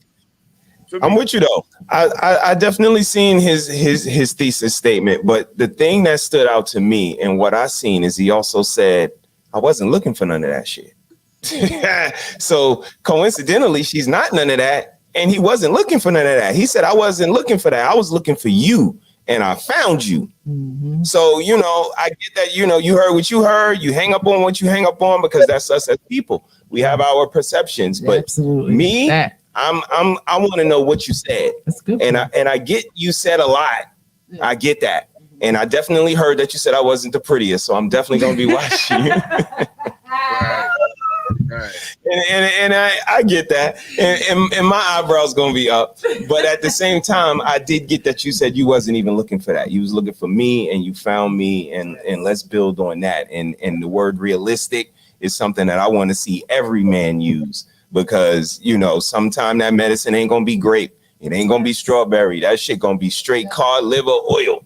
And you ain't gonna like it. And your pretty ain't gonna and your save pretty you is from not gonna change none of that. So I definitely hear what you're saying, that you definitely want to make her feel like the prettiest woman in the world and the prettiest girl in the room. And I'm gonna do that when we go to cocktail parties and on Fridays when we have a chance to. I'm gonna do that. But in this letter right here, you just a regular old girl. Just a regular old person, right? This is how strong we are as men. Women, what Mr. Lane just said, women do to us. We're just so strong that we let it fly over right our head and don't let it stick to us.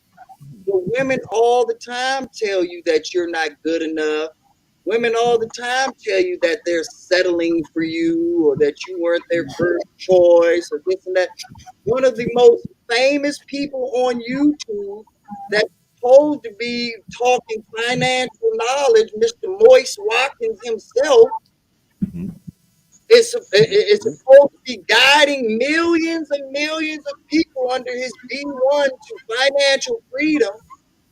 But all he talks about is his wife, who chose a different dude 25 years ago, went through the spin cycle with him, didn't work out, and said, you know what? Bring in the stunt double. This guy can't do it right. Bring in the stunt double. And who came right along running?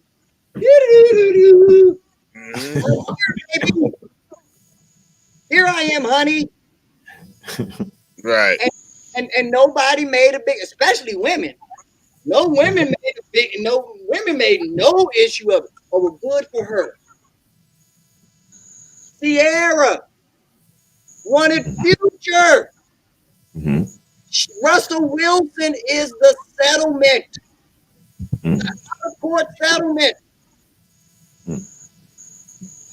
Women do, and women do this to us all the time. But we're so strong and we're built differently, so we have to adjust to it. But and look what happens when them chickens come home. Danique, you got to get something reliable for you. Only you know what's ahead in your journey and what's required. Okay. I believe I told you Harris in the kitchen one day. I know I'm not your first choice. Your first choice was at like 5 years old. Some pretty little boy you seen in the playground. He was like, yeah. I remember his names too. See? I ain't even gonna shout him out. Like, that was your first choice. That was your first choice. No way. Michael Jackson look-alike. That I think realistically that was your first choice. And I'm fine with that. But if I play my cards right, if I act right, I could be your last choice though. So, I think that was the difference for me in looking at it realistically. Anybody else got anything they want to check in? Sis, you've been quiet over there. What you doing over there, sis? Running blood, baby. I'm working at the same time, y'all. But I'm listening to. Making some gumbo, baby. What you got, B9? Brother Hirsch, you dropped the mic right there, man. You said you just personified what me and Mr. Brown were talking about. Humility. If we as men and women out there realize that none of us are our first choices unless we are in a kid's book or a movie, none of us are our first. So we're all settling. We're all making the best of the situation. Let's not forget about geographic location. That plays in you finding your significant other. Shout out to Kaya. She said her pretty changes everything. Shout out to just Kaya. You change it up, Kaya. We love you. Right. Everything. Shake them up. I'm sure that there was somebody in Zimbabwe for Mr. Hurd. I'm sure that there was somebody in France for Mrs. Shesaid. Like, this goes on and on and on. Thank goodness you didn't take that trip that you was about to take and miss out. Always, Mrs. Hardy. Always something that can change the path. That's right. We always talk about that. It's like a Marvel movie. B9. It's those timelines, man. We just so happen to take advantage of the right. To cause this. Who's the biggest superhero in all the Marvel movies? Who's the biggest superhero in all the Marvel movies? If I had to answer that right now,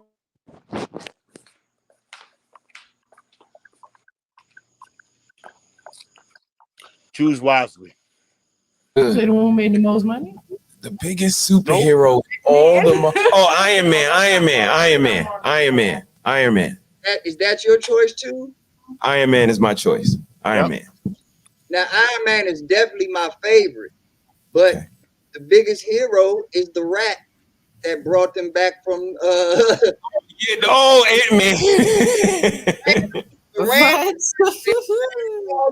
Man in the Wasp. If he wouldn't have did that, right? Okay, I get where you. Oh, B9 is a nerd. He said the rat. He said the rat that stepped on the console, not Ant-Man. Right. If he wouldn't have got on the machine and did what he did, then that's nerd shit right there. This is why he's my favorite person on here, dude. Whatever, B9. All right, whatever. Sis, you got anything you want to, sis? Bushido Brown. For me. I can't do it with the red. Look, y'all lost me on that. I am not into that kind of stuff. I was going to say Superman. Then it's 8 for you, lipstick. No, it's not. All right. Shout out to all. Superman. Y'all are crazy. All right, let's get back. He said the rat, though. Hold on, son. Let's just unpack that for a minute. He said the rat. And it's like, boom, like, wow. Wow. Ant-Man and the Wasp, right? We all knew exactly what he was talking about. That. Ant-Man and the Wasp. But yeah, that was focused. dope. That was dope. We might have to talk about that behind stage. What they talking about in the chat? All right, Nikki, I love that T-shirt. Loving basketball. Oh man, hold up, man. Y'all love her T-shirt. What about mine? Can't see it, nigga. You know who that is? You gotta be old. Oh, that's Renee and Angela, right? All my children. Jesse, man. Yeah. Back in the 80s. Yeah. Angie from All My Children. Renee and Angie, yeah. Damn, that's All My Children.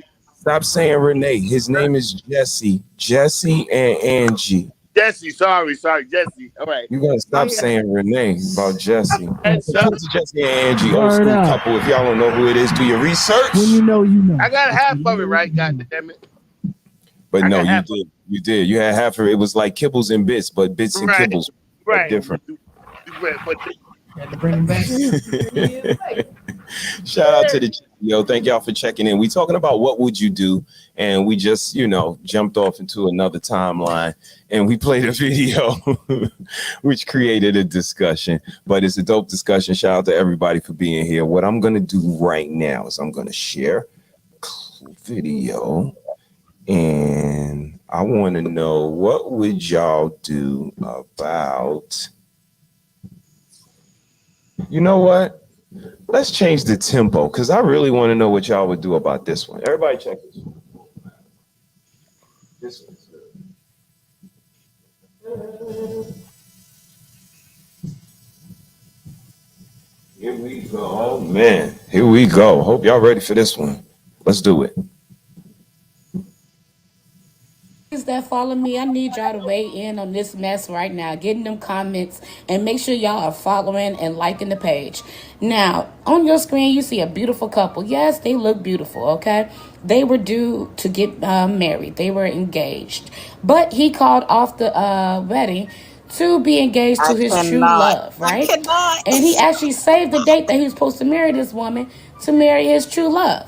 But what I want y'all to do is to get in these comments and let me know what y'all think about this. Because I was asked a question about would I ever date a certain type of man, and I said no.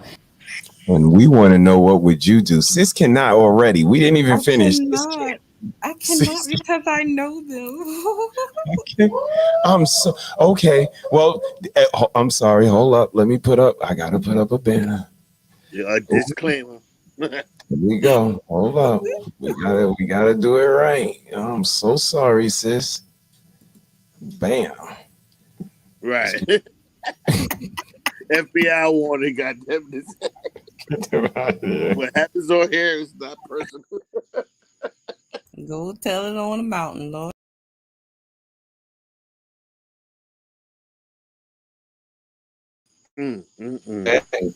All right. Exactly why I wouldn't. I'm sorry, sis. Did you say something? Oh, okay. Let's continue. That's what I'm talking about. That's what I'm talking about. And listen, she 2 weeks and 3 weeks, 2 weeks and 3 days pregnant. Oh, you did it again. She has to work tomorrow. I want to go happy Valentine's Day. I love you so much. Yo, this woman has been tremendously good to me. Y'all, she's been a blessing in my life. I ordered these songs. I made her think that I just had a thing. And I just want to ask her today, when she married me. Yeah, it's beautiful, right? But this is who he ended up being engaged to. This is his man right here. So he called off the wedding to marry her, and you could pause this to read what his man had to say about their love and everything. But this, you heard in the video, she is pregnant. Let me make a personal motherfucking announcement, bitch. When I wake up in the morning, bitch, don't none of you bitches have to wipe my ass, brush my teeth, pay a light bill, water bill, take care of my motherfucking children. So guess what? Anybody who reposting, you're not saying nothing good, suck my ass. Let me make a Damn, they said suck my ass. How gay. Okay. He liked it. All right, now let's be nice. We're only gonna speak to the situation. I can't be nice. I know. Nigga said stuff my ass. Right, sis knows them, so we're gonna maintain a certain level of decorum in this conversation. But I want to know, what would you guys do? And not even if it was just same sex. If it was, I don't know if y'all seen a Different World, but I put a clip up on TikTok where Whitley was getting ready to marry some other dude, and Dwayne came in there and would say, "Yo, no, I want you. I'll marry you, baby, please." And when he said, "Baby, please," she said, "Yes, I'll marry you." And she married him. So, yes, Dwayne. You know, it doesn't have to be the exact situation, but what would you guys do? Would you, for your... No, we're going to talk about the exact situation. Oh, okay. Sis said we can do it. We doing it then. All right. So let's go. Mrs. Harris, we're going to start with you. So what would you do? Would you call your engagement off to be with your true love? Whether it was same sex or not, but what if it was the same sex? And then let us know what you think about this. Couldn't possibly be that, but wow, that's unique, right? That was unique. You would think the one you're preparing to marry is your true love, right? He got down on a knee, asked to marry. She was pregnant. It was the whole thing. Damn. Okay. Yeah, true love. True love. No. Okay. No, I'm gonna hold dear to my commitment because it's infatuation. Okay. You didn't go through anything with this person, you know. Okay. Nah. Okay. B9. No, matter of fact, Brother Lames, what you got? Did you see the clip, Brother Lames? I did. What'd you think, man? What would you do for true love, man? Would you go to those bounds, those leaps? I mean, the heart wants what the heart wants, right? It does. I would rather not put this woman, like, I ain't gay, but apparently this dude was, right? And I would rather not put her through the shit of a loveless marriage. You know what I'm saying? Like, hey, man, shit, the heart wants what the heart wants, and that's all I can say. Like, don't put nobody through a loveless marriage if you don't truly love them and you love somebody else and you feel in your heart of hearts, in your mind of mind, in your soul of soul that this other person is the one for you and they feel the same way. Like they do say sometimes the grass is not greener, but sometimes it may not be greener, but it's cut a little bit better. You know what I'm saying? And it's like, look, if I'm not in love with you, I'm not going to marry you. And that's just what the fuck it is. And it's, man, like I keep saying, the heart wants what the heart wants. If you marry this woman knowing that you're gay and knowing that you're gay. So when you come down to make love, it's like, I'm not really feeling, you know what I'm saying? Because you're thinking about Henry, marry or whatever, you know what I mean? It's like, don't put her through that. You know? Like, damn. That was kind of fucked up, though. I ain't gonna lie. That was fucked up. It was unique. When I seen it, I said, whoa, wait a minute. Okay. B9, you out there? So the true love part was on the man. He was... Yeah, that was his true love, right? Was the other gentleman that he ended up with. Absolutely. Absolutely. Yes. So my answer was, me to continue to marry that man because he's right. So I'm gonna find out, right? You know what I mean? To some degree. Maybe. I don't know. You tell me. The hard way. You gonna find out the hard way when you catch your chin. Ooh. Brother Lame said we could do this the easy way or we could do this the hard way. Exactly. And I would rather tell you up front than you find me cheating with a man and it's like you double heartbroken now. It's not that you're cheating, but you're cheating with a man, you know what I mean? So I hear you. It's a slope. It's a slope. B9, what you got? What you got, brother? His mic is paused. All right, there you go. Look at his face. Oh, I see it. Look, let's go ahead and do this. Bam.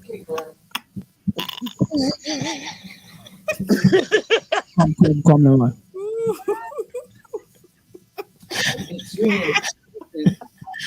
Situation is not B9 applicable. That was unique. I would have to put NA on the application for this because this could never apply to me. Now, the best I'll give you is my daughter messing with some guy. Okay.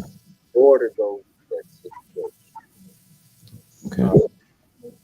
I would hope and pray that first and foremost, I raise my daughter to actually be married and have children, and not let the child be the motivation for the marriage. However, I'm realistic enough to know and have lived enough years on my earth to know that that's a possibility. Mm-hmm. And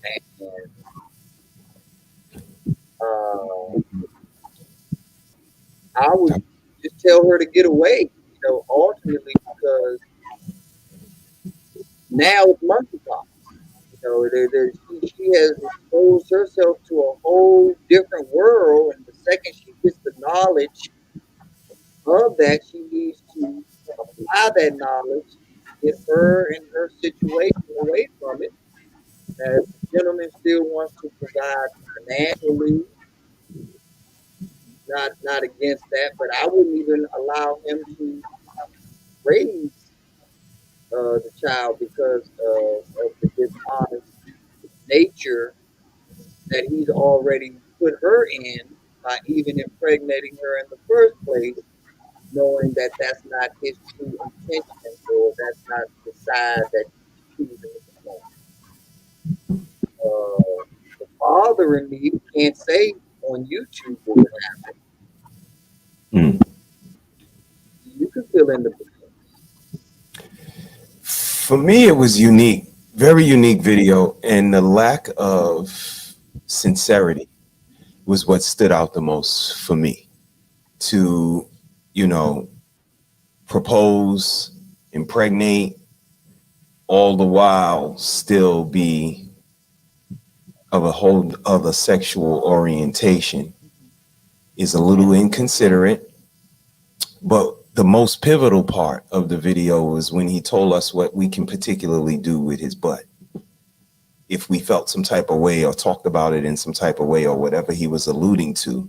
But again, the insincerity is really abundant to me, because not only did you put that young lady through all of that, but now you not only standing in it, you're standing in it obnoxiously, and ain't nothing wrong with love. Now, if y'all stay together for 50 years, then maybe it was that, fairy tale stuff we be hearing about. I really didn't want you. I wanted her. We stayed together for 100 years. You went through 8,000 relationships. Maybe I was right.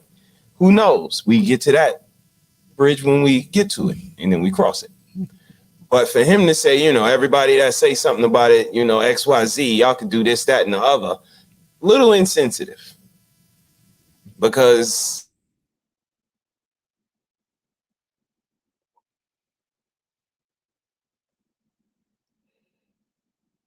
a little fairness to it, of course. Care about their actions and the effects of them.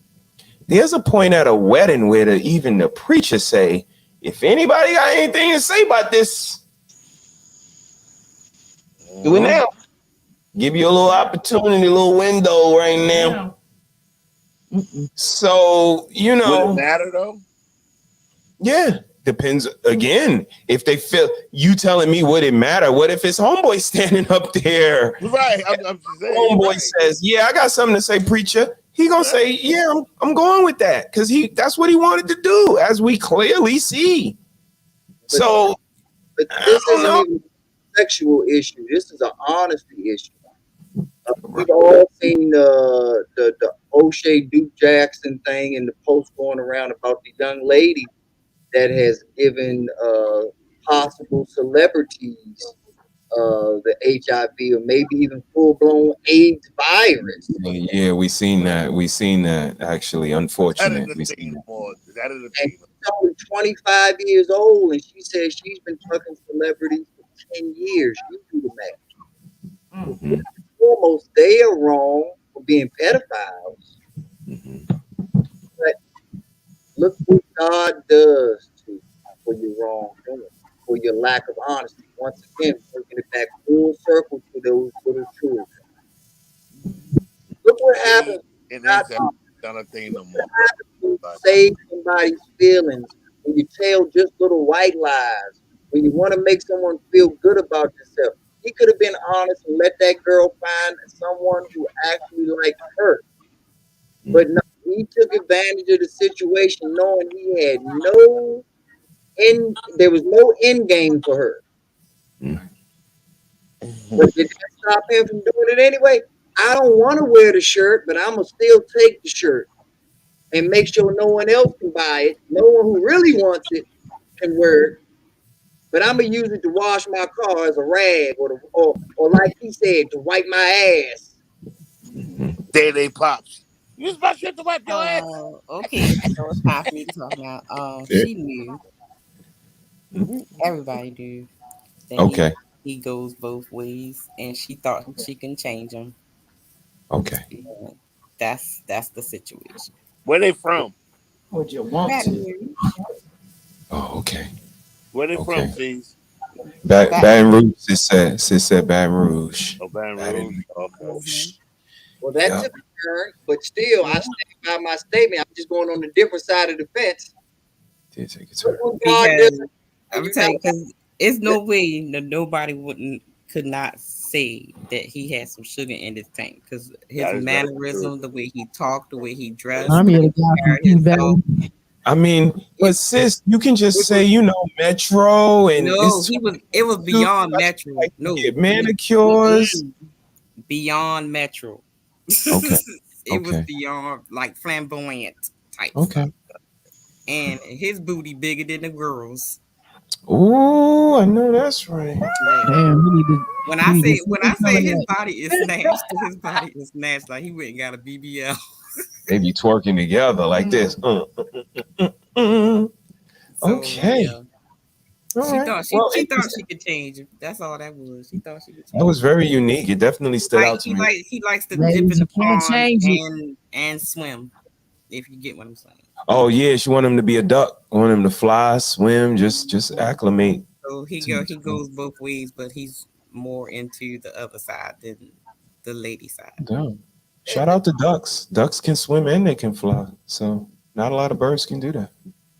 Once again, on the other side of the fence, but won't God get you back? Like you fucking idiot, you. Like what is wrong?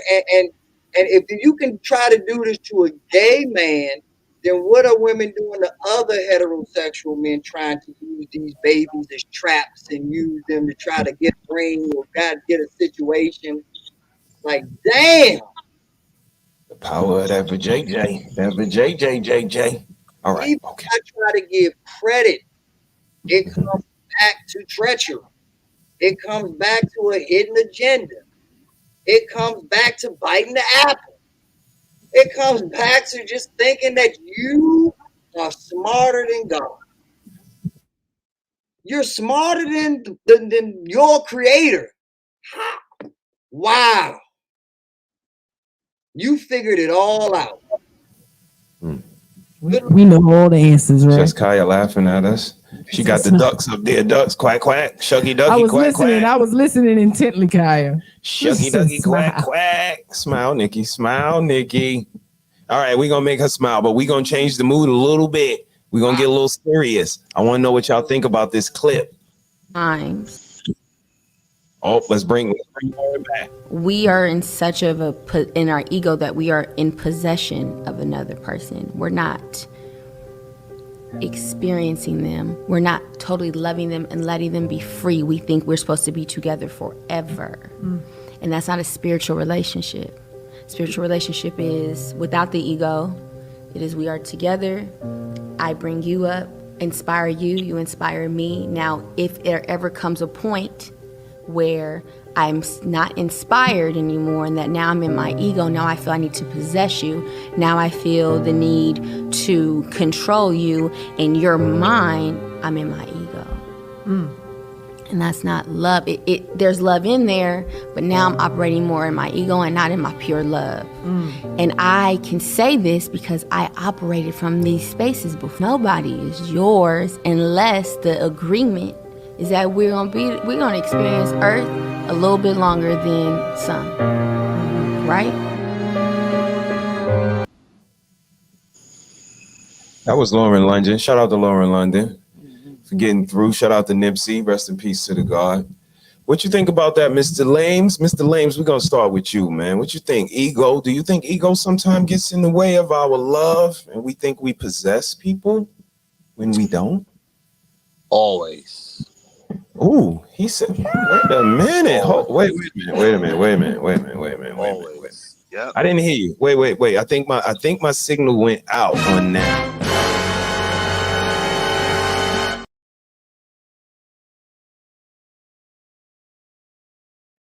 All male or female always gets in the way of what's right, what's true, what's love.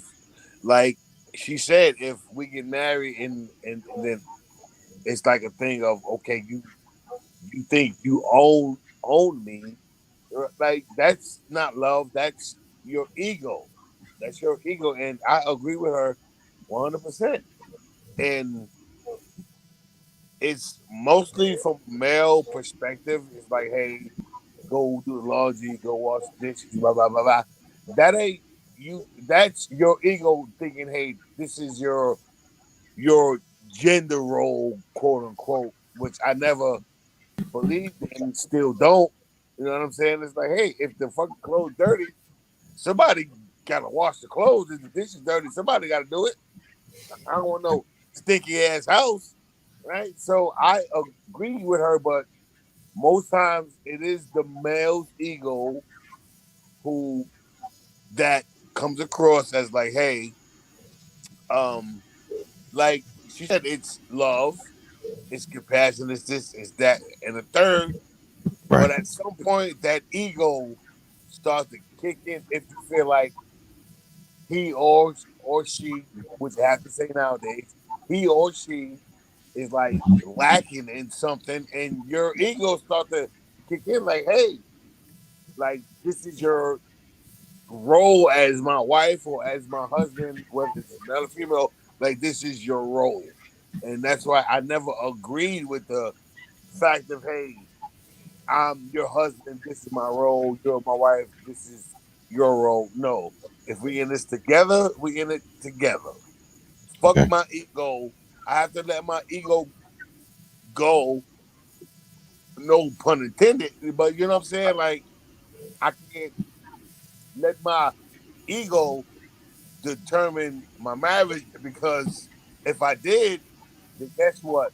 I'm always gonna want to be on top because that's just my male ego. Okay. Understandable. Mrs. Harris, what do you think about what Miss Lauren London said? I mean, I appreciate what she said. I believe that it's true. You know, your ego can take over and it cause you to control. You can't control other people. Okay. I mean, I learned that very young. So, you know, coming into a relationship with someone I knew I couldn't control.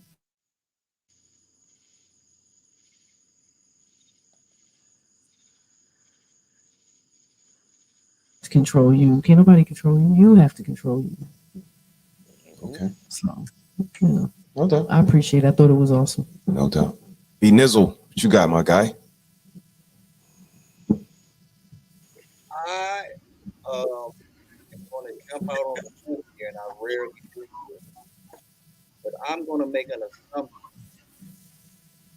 and I'm going to make the assumption that what you heard from Lauren London actually came from this. And I say that because she is carrying a legacy, and she's carrying that legacy because she learned something. She was actually part of something. And she's realizing hopefully that what she was a part of is bigger than her. Because you have to be, those are words that you spoke to her. Let go of your, let go of your control. Nipsey Hussle belongs to the world, not to Lauren London. I belong to the world, not to Betty Beck. On the flip side, Betty Beck belongs to Malcolm X. Okay. Coretta Scott King belongs to Martin Luther King. But when you're part of a real man and a real legacy, and a real merge, and you lose that, you don't just turn around and find somebody else to be with or do things. That girl is going through pain right now, and justifiably so. Pain, unfortunately, will probably at least a decade. Hopefully, she's young enough to find happiness. But it's going to be hard because she's a part of something special. And it's going to take something even more powerful for her to say, I will attach my whole self. Get rid of Onassis or to get rid of that Kennedy name. And it still didn't get rid of that Kennedy name. But it's on that level when you're trying to do something or a woman that comes across that type of greatness. So what she's doing is she's teaching the gospel of what it's for. And hopefully it gets to the masses because she will spend the rest of her life giving the world the moments, that the intimate moments that she has with wisdom and knowledge. And hopefully she can get some of the same, if not all, of the same results, without doubt. But hopefully she can get as much done as she can to further that legacy on. So good to her, and my condolences of the pain that she's going through. This sound is breaking up. Yep, a little bit. Be more. Shout out to Lauren London. She definitely is trying to carry the torch and definitely see things from a certain light. Shout out to Army Vet checked in. He said he love us. We love you too, man. Just Kaya checked in. She said you guys are the real life Dwayne and Whitley. We trying, man. We trying. Tell them they got to run for their money. We on them. Y'all need to tell B9, no doubt. God is great. Absolutely, man. Very hard to understand. Yep, she got him. She got him. But yep, I think that clip was dope. I think Lauren is dope. You know, just to be able to, like I said, Mrs. Harris, keep going after you love somebody for a certain period of time and then they're no longer here, for you to continue that legacy and continue to push, continue to have hope in humanity and life and love and all the rest of that stuff. I think is dope. Her message is definitely something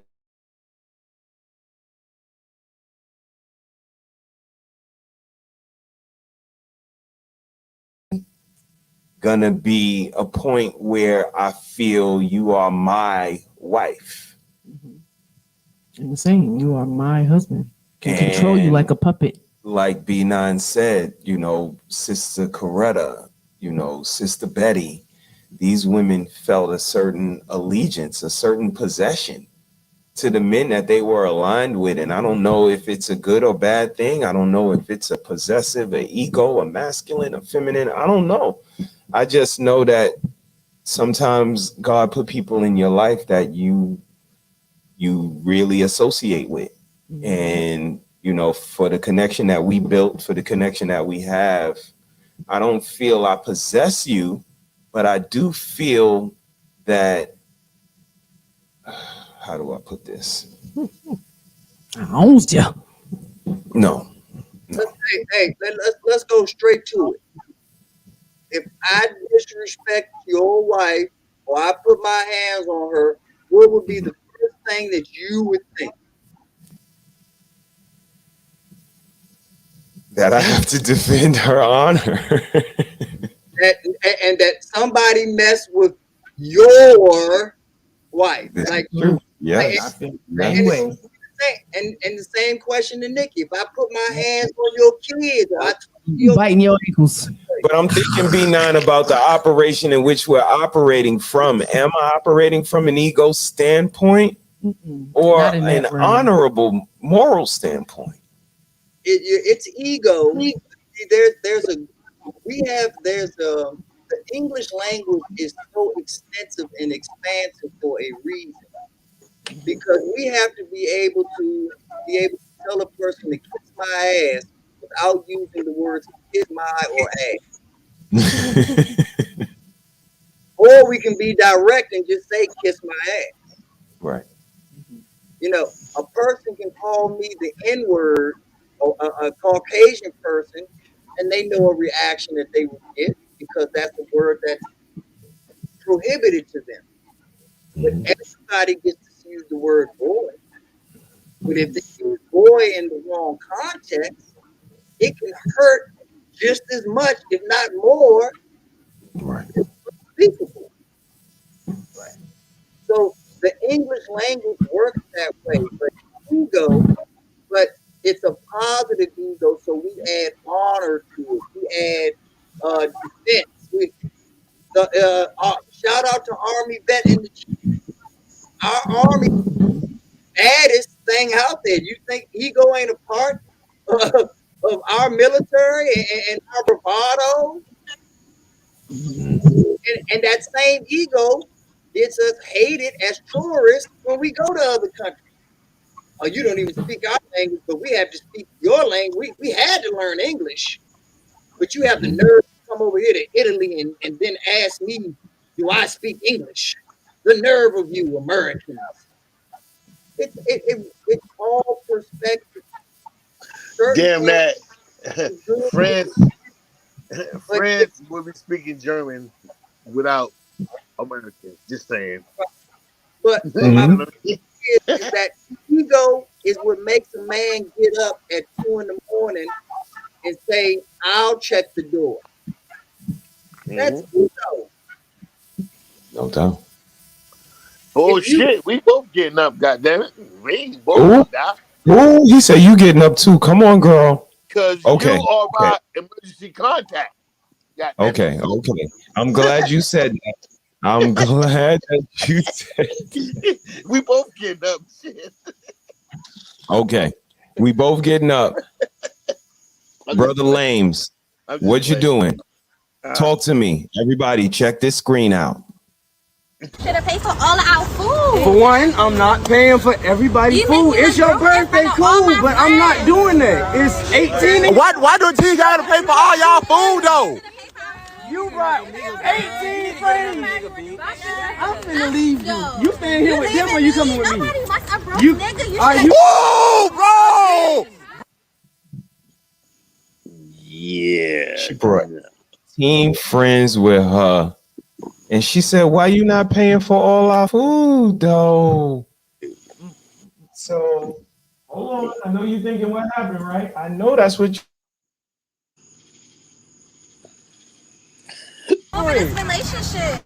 How long do it take you to get there? It's my birthday. Like, you should have went all out. I don't even have no food. Hell, I mean, shit. Like, what I had to pay for your food for? You don't want. Bro, you should have paid for a food, though. Fucking what? Really? If you supposedly got the check, spend it.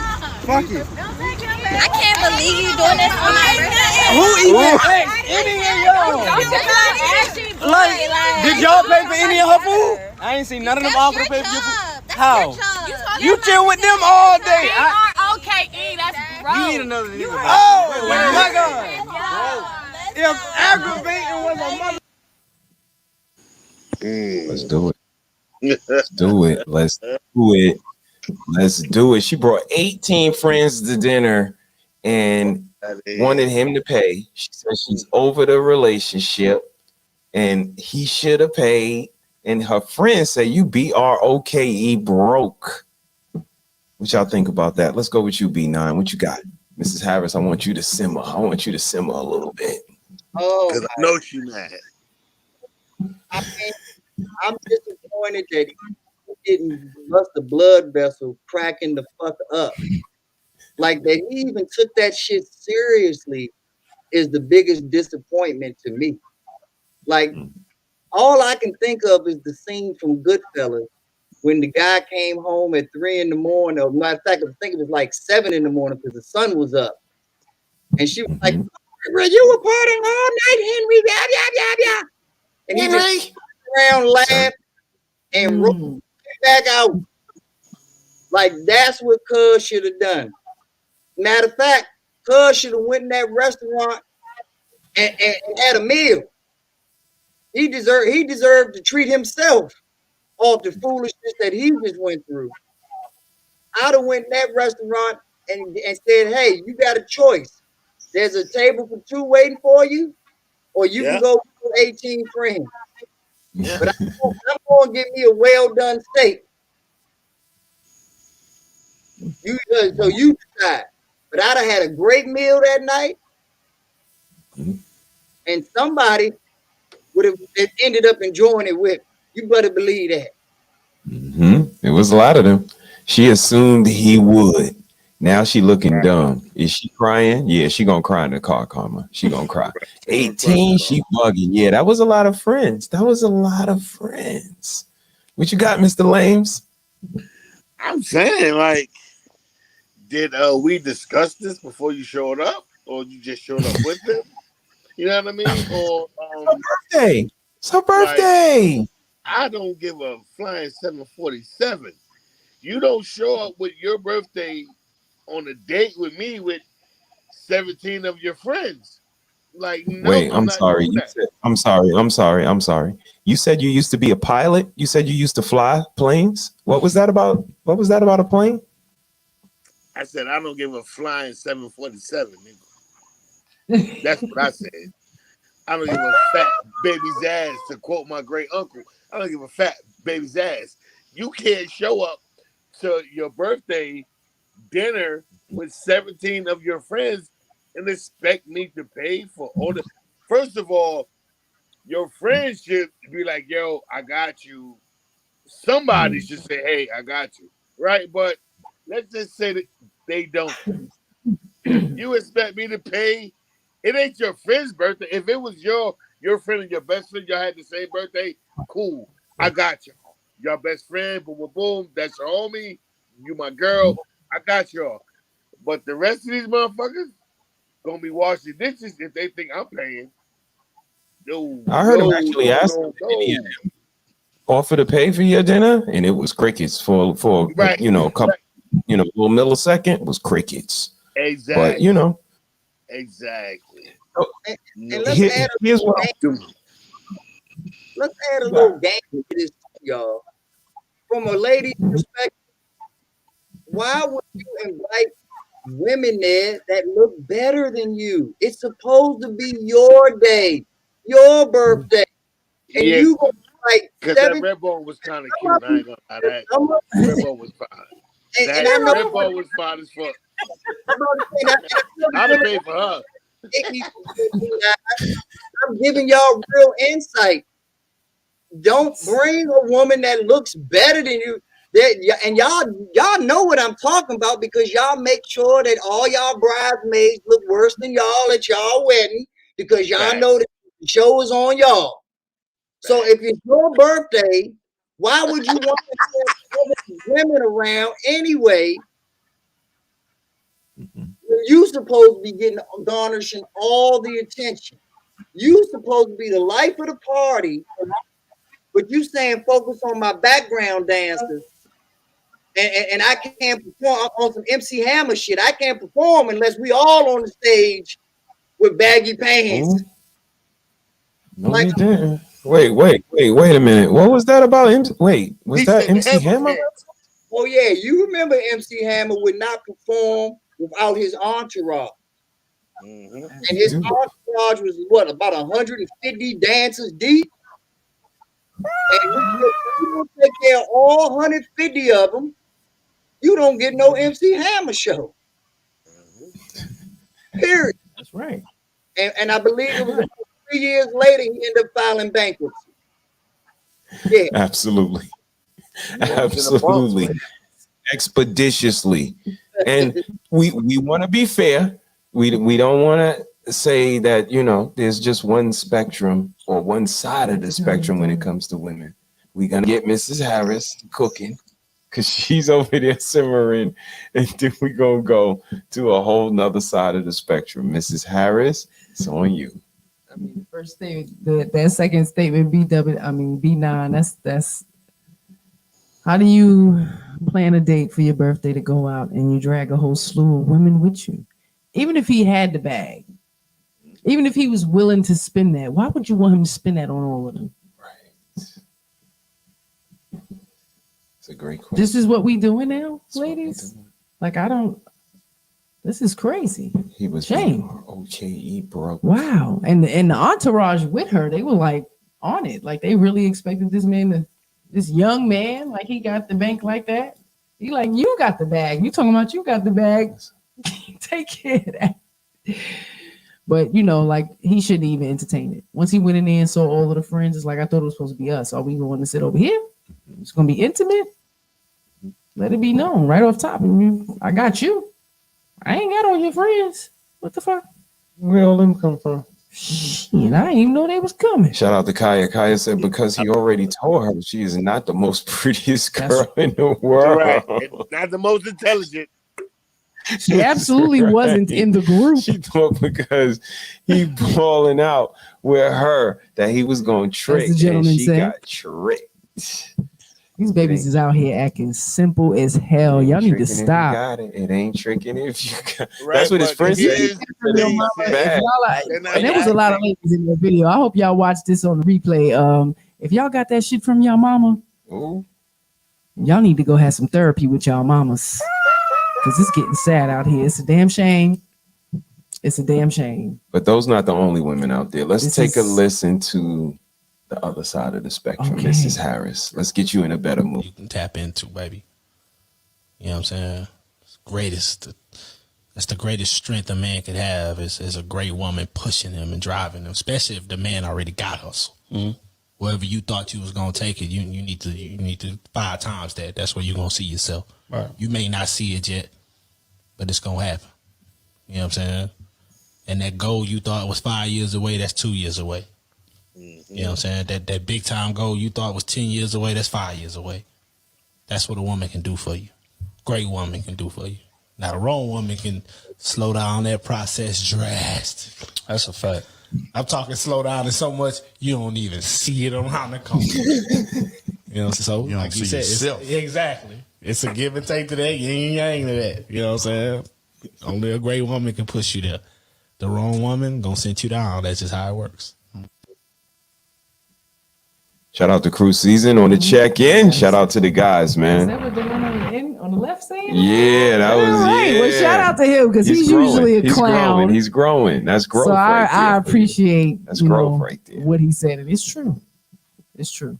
So like we seen the initial lady or the initial female, we have a later version of what they depicted of an inspirational woman, what a motivational woman can do for you, can make goals seem a little closer, can make the time seem a little shorter. Mm-hmm.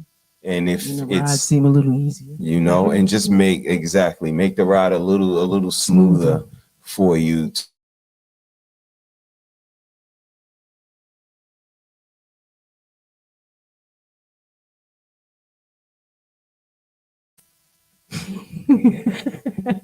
Absolutely. I definitely can, we got better with time. No doubt. So. And I'll absolutely it was so, I can't even add to it because I agree. I can. It would absolutely be a lot harder to get up every morning at the crack of dawn and get up and go out if you were disagreeable and, you know, not get alongable and cantankerous and argumentative and just, you know, mean, nasty, surly. It's a lot of words, but no, Right. for you and your, you know, the way that you are, the way that you inspire me, the way that you get me ready to go out there and fuck with this world that's out there that's ready for me is, you know, inspirational, and it says a lot. You fellas, what y'all think? Let's go with you, B9. What you got, B Nizzle? Absolutely dead accurate. An exceptional woman can change your life. I've worked in industries where I can tell a man's home and have never been in his home, you know, just by his characteristics at the workplace. A man that shows up to work early and already has breakfast and a good position and a good disposition and is ready to party after work and get out of there and do. He either has no woman or an exceptional one or the other. And the reality, the reason that I put no woman in the mix is because what is the ratio to exceptional woman to all the other bullshit out That's a great question. Put it in the chat, y'all. Y'all heard what he said. What's the ratio? and that's the issue. Every woman is looking for a Barack Obama, but are you a Michelle Obama? That was Michelle. He was just Barry Obama, and nobody was going to vote for Barry Obama. No, he got an exceptional woman who loved this man so much. She said, "Come into my family and learn Chicago for real, for real.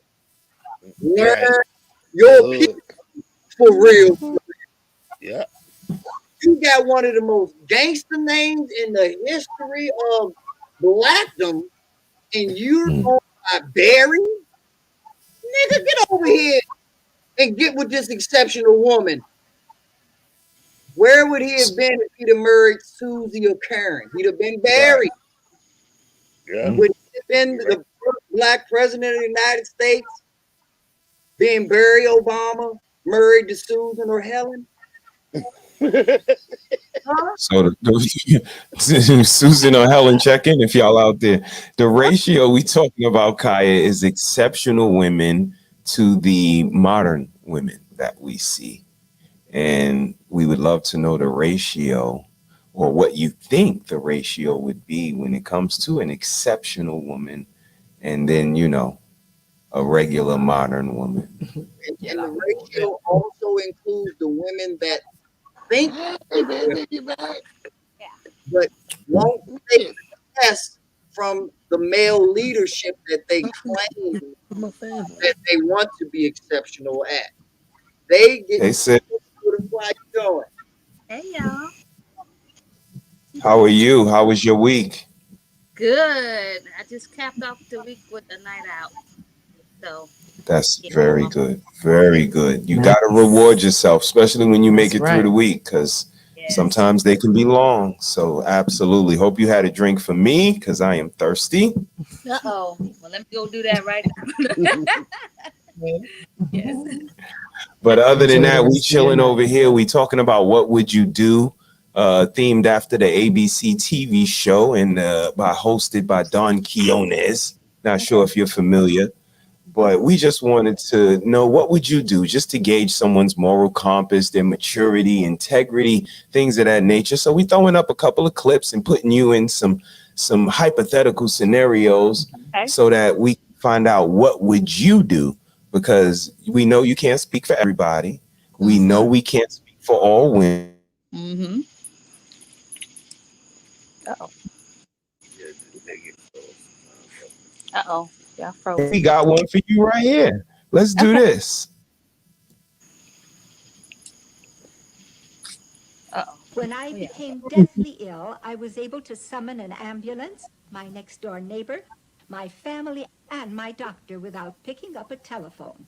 I use this remote control to contact LifeCall, my 24-hour emergency medical response service. Watch. You just press this button and speak into the air and... I'm having chest pain. I'm calling paramedics and your family, Mr. Miller. I've fallen, and I can't get up. We're sending help immediately, Mrs. Fletcher. Send help. Protect yourself with LifeCall, and you're never alone. To get complete free information by mail about this affordable medical emergency response system, call toll-free now. 1987. LifeCall can save your life, so call to Ooh, get full LifeCall. details by mail right away. Bam. All right. What would you do if you in the house by yourself and you don't have a call bracelet or a necklace? Right. What do you do? Who you calling? You fell in the shower. Your neighbors. You better hope you got some nice neighbors that can hear you from afar. There you go. Hope you got some nice lungs. Right. My mom. She This is our life alert. Right. Your cell phone. Right. So my mom now has a phone everywhere she goes. She just turned 7, and she had a fall in the garage. She didn't want to tell me. And she normally would wear something where she can alert and send some type of, emergency help, but she didn't have it that day. So, like, what would I do? Like, yeah, she has neighbors that are right next door. That she just, they've been living there for years. But what would I do? In this house, we do have, like, what do we have? Well, yeah, our cell phone is the only thing that I have that I would be able to connect in the alarm system. But, like, if I'm already on the floor, passed out somewhere, right, it's gonna be tough, right? It is. Yeah, it is. right now, the only ones are back. Luckily, your husband, your husband may be going to the bathroom and see you in the hallway on the floor, right, and say, "Hey, wife, are you napping down there? Are you okay?" Are you okay? Right. You'll probably start laughing first, but I'm like, your ass fell. Right. just wreck me, y'all. Just crank me up. But yeah, I would just, I don't know, just hope that I have everything near something nearby, because I no doubt. But yell, scream. You gave some great suggestions. Yell, make sure you try to get a neighbor. Hope your lungs is intact. Your cell phone can be somewhere near you. Hopefully you got a alarm system or something, but you don't know when something's gonna happen. I don't think we get to pick. No, we don't. When things happen. You're tumbling down the steps. Right. So, just to know that if something happens, you got those measures in place and knowing what you're going to do so that it's not, foreign.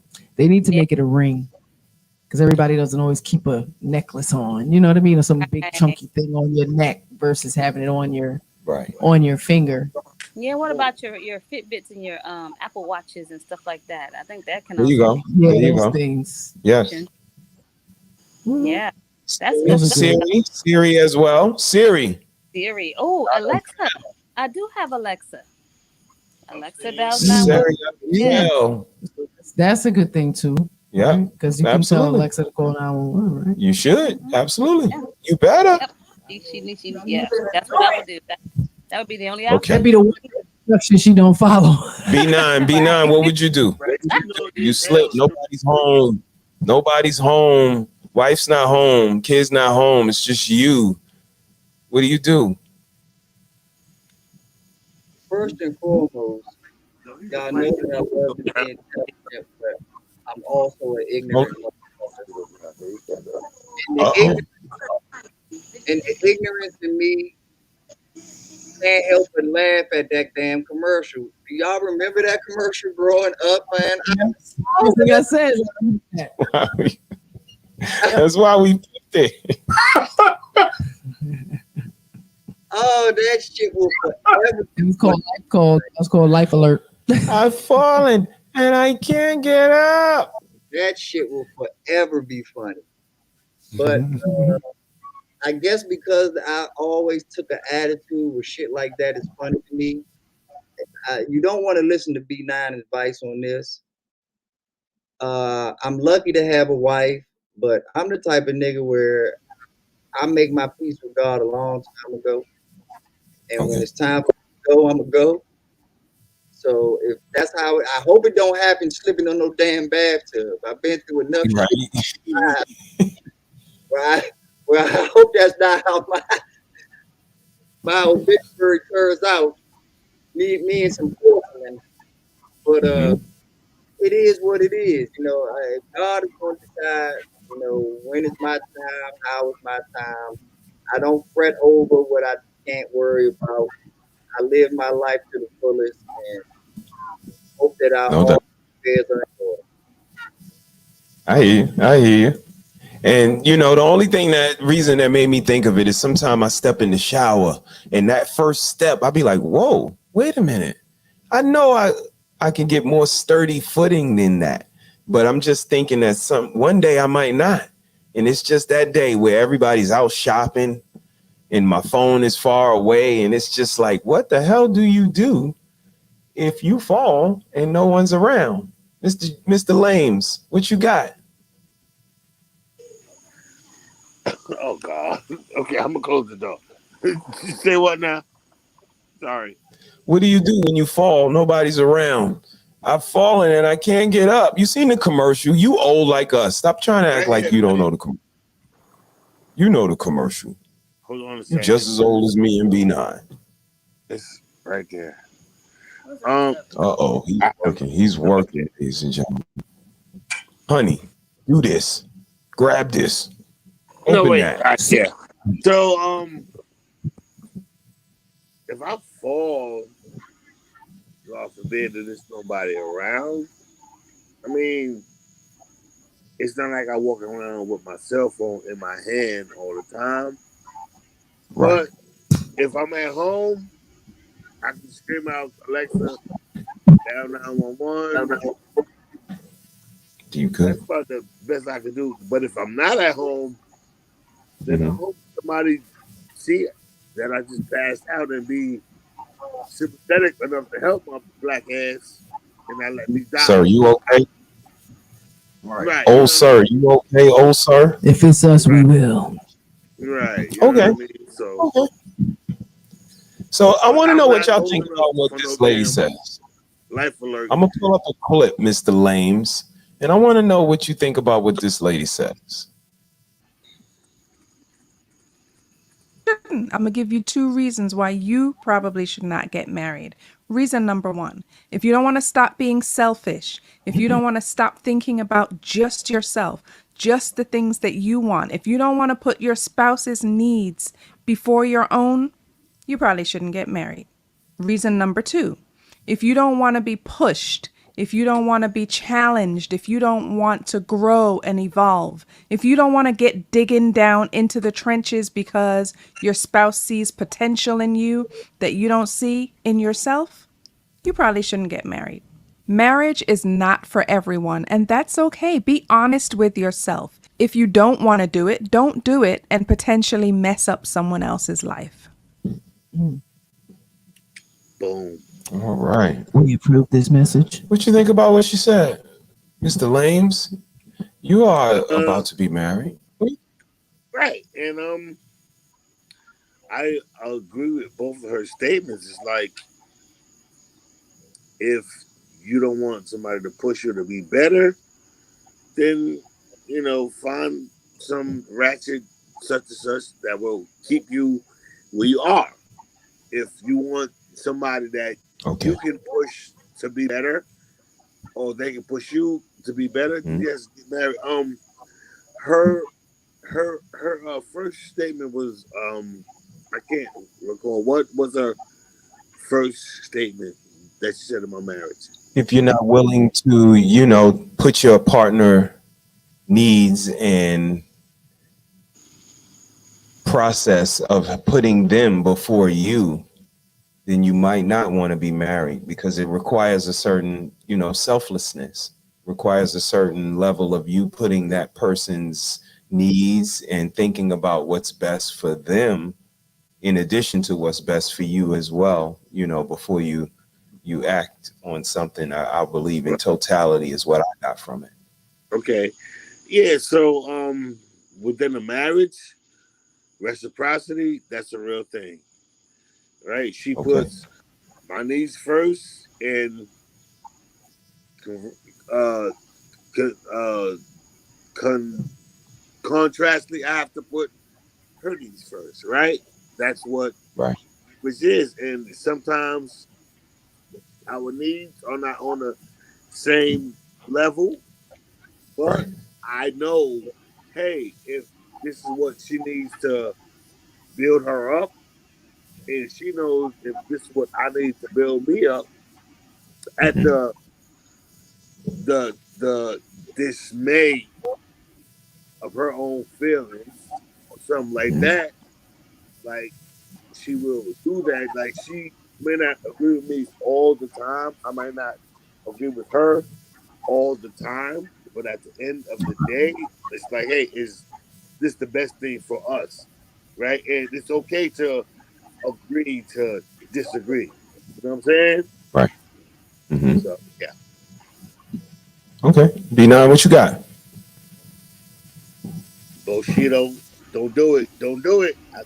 I see his face. Don't do it, Bushido. I see his face. He about to come with the real, my man. It's really about where do you fit? You know what I mean? Like, are you in love or You are breaking you? up a little bit. You breaking up a little bit, B9. Can you hear me now? Yeah. Yep, you great. Perfect. It's about are you a glove or are you a mitt? Right. That's what it Mm. comes down to. Because anybody can put their hand into a mitt. You know, but gloves, you need to know the size. You know, you need to know, because it's not for everybody. And same what that lady said, two ladies, is the same thing we were saying earlier about the homosexual guy that tricked the girl getting her pregnant, and then we found out it was her trying to trick him. Either way, you knew it wasn't going to work, but you still try to fit that square peg into the round hole. Right. There are, and the problem with that is that you have taken the opportunity away from a real round peg that would have fit perfectly into that round hole. And now you're damaged goods. Whether you like it or not, you're damaged goods because it's just not the same. You either coming along with baggage or you're coming along with mental or emotional baggage from being messed around with some nonsense. So either way, it's a bad transaction, and nobody wins in it.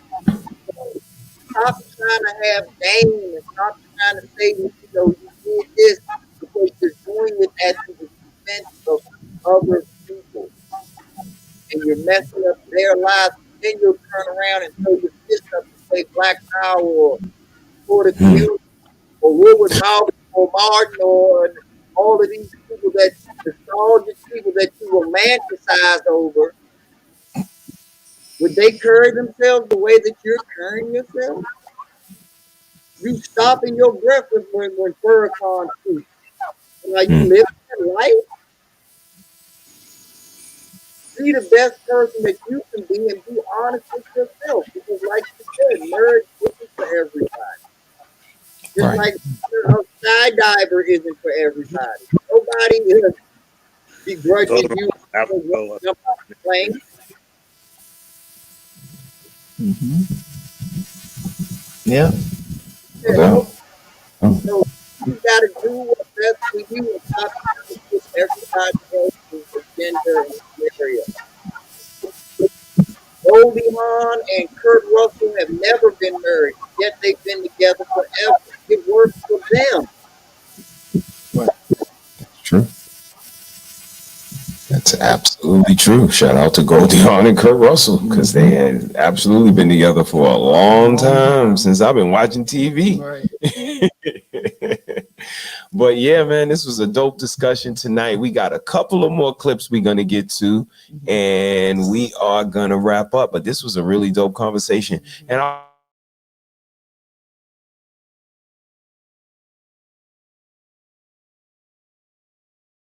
getting ready to play. And let's go ahead and get Eartha out of here. Eartha, you could go. I don't think I need you tonight. Let's go ahead and do this. Ooh, come on, Pastor. Take your time. See what I'm doing. Y'all do it with me. Take your time, Pastor. All right, Dennis, do that. Take your time. All right, grab your nails. Now you speed it up. You don't have to go even harder. Speed it up here. Did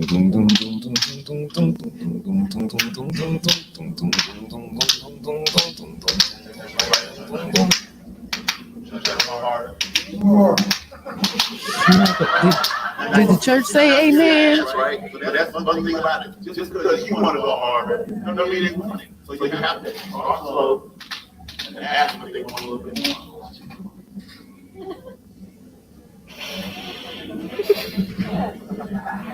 Now, what I asked was, why he skip over my auntie?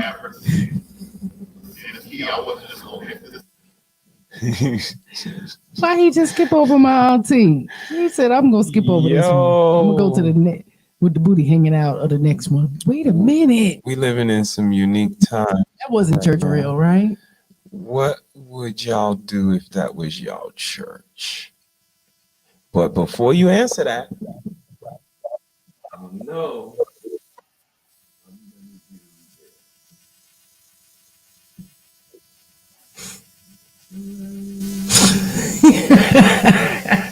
Yeah, Peter. Now he says that. Says all. Before y'all. While preaching. You have lost your faith because you saw somebody else die. What you about to go through. Yo. All right. All right. Yo, all right.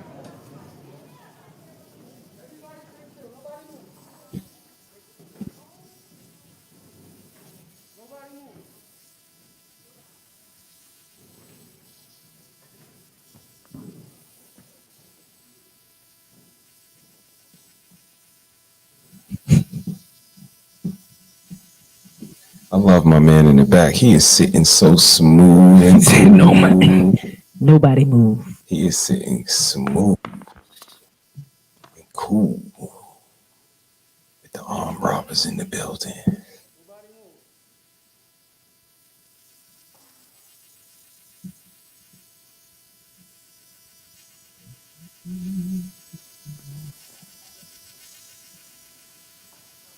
Get me.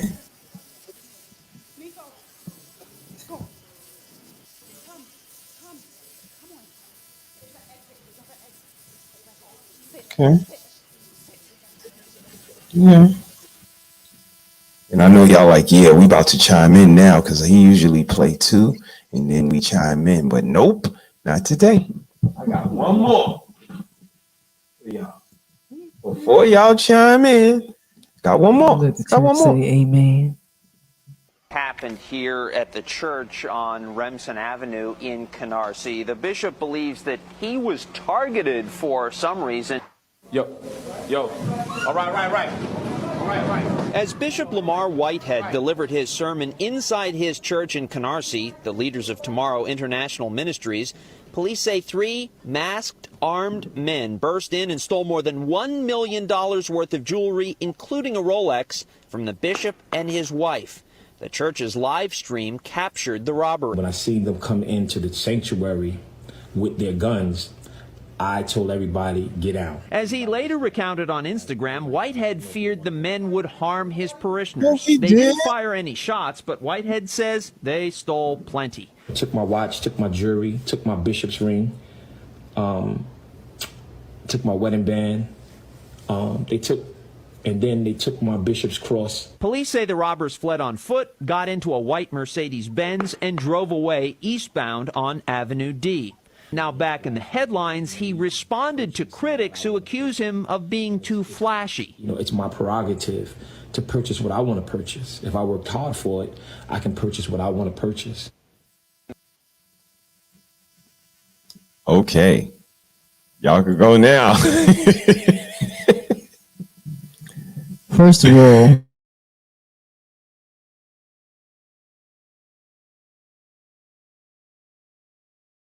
This is real. If this is real, if this is real, come on now. Oh, Karma said last days. yeah. That was scripted. I don't insurance scam. They thought they was about to watch somebody die like he was preaching. Church is getting unique nowadays. They would dress very skankily. Ooh. Jezebelish. Ooh. Oh shit. Ooh. Mary was in the Bible too. It's been some years since I've been in the church. Be nice now. They can praise. Modesty. They can praise. It's not the same. It's not the same. I'm not sure. You know, the messengers who are running these places are really holy. Okay. False prophets. Absolutely. Ooh, no, she didn't. Because that man said, I have the prerogative. You are, that was Canarsie? He said, my prerogative. You got that much money on your neck and your body at one time, and you are a minister in, where he say? He said, he preaches at the church of, I can live my life. I hope that was a Robin Hood situation.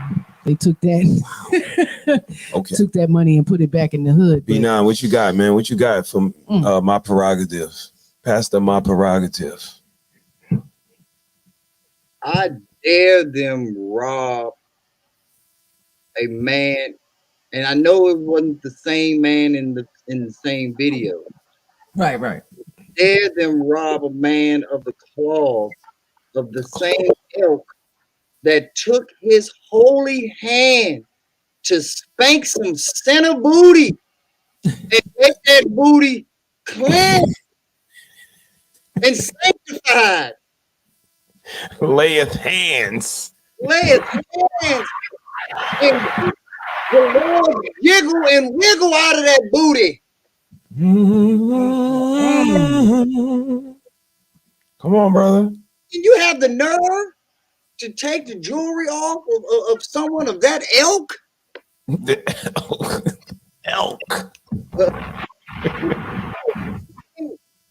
You obviously see that the men are doing the Lord's work now. Oh, man. Wait, 1 million worth of jewelry? Shouldn't be no collection plate. Handle that, Bishop.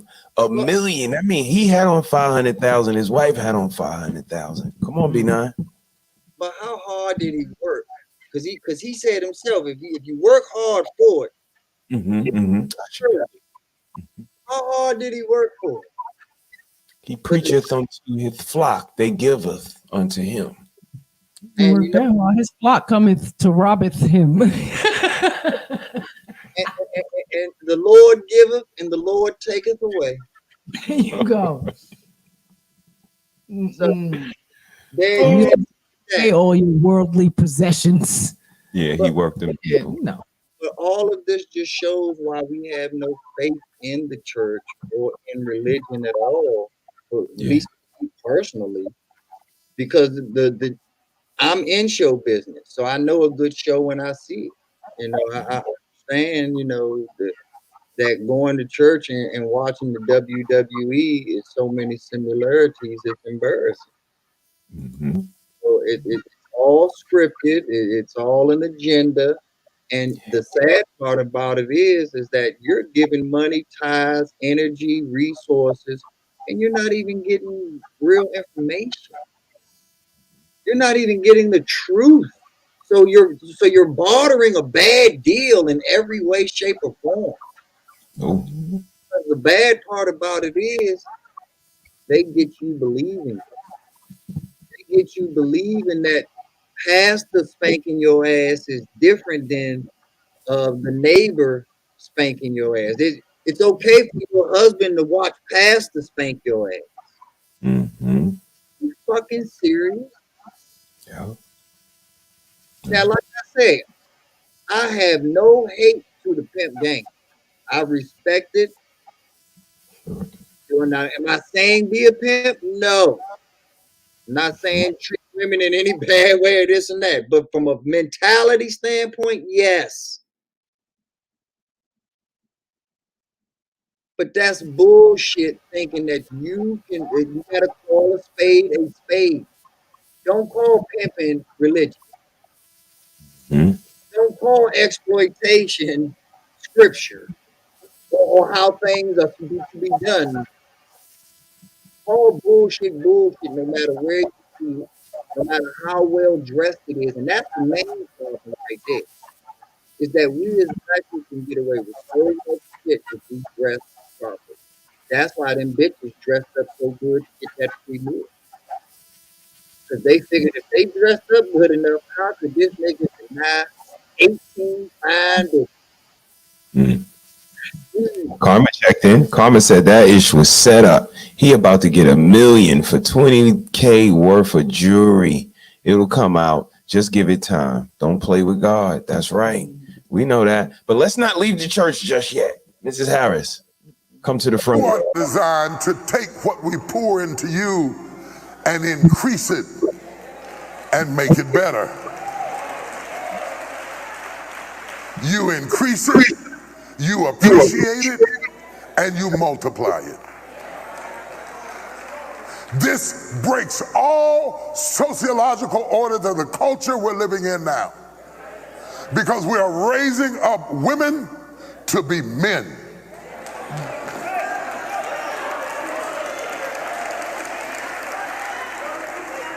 And you are not applauded for your femininity. You are applauded in the contemporary society by how tough, rough, nasty, mean, aggressive, hateful, possessive you are, and you are climbing the corporate ladder, but we are losing our families. I know you can buy your own car. I know you can buy your own house. But until you create a need that I can pour into, I have no place in your life. So stop coming home bragging to me about how much you don't need me and wonder why I shy away. Oh, y'all ain't gonna talk back to me this morning. The conversation has become, let's prove to the men how dispensable they are. And it is. Wait. Come through, TD Jakes. I thought Kevin Samuels died. Come through. He must have felt his spirit. I've watched him over the years, and he was a panderer. You know, so I appreciate that. Absolutely right. God damn it! You can't make this shit up. Y'all climbing the ladder, and our communities and our children are suffering. But you know, the majority of modern women would say, "Not mine." Rest in peace to the God. Not mine. They all ours. That's how it's supposed to be looked at.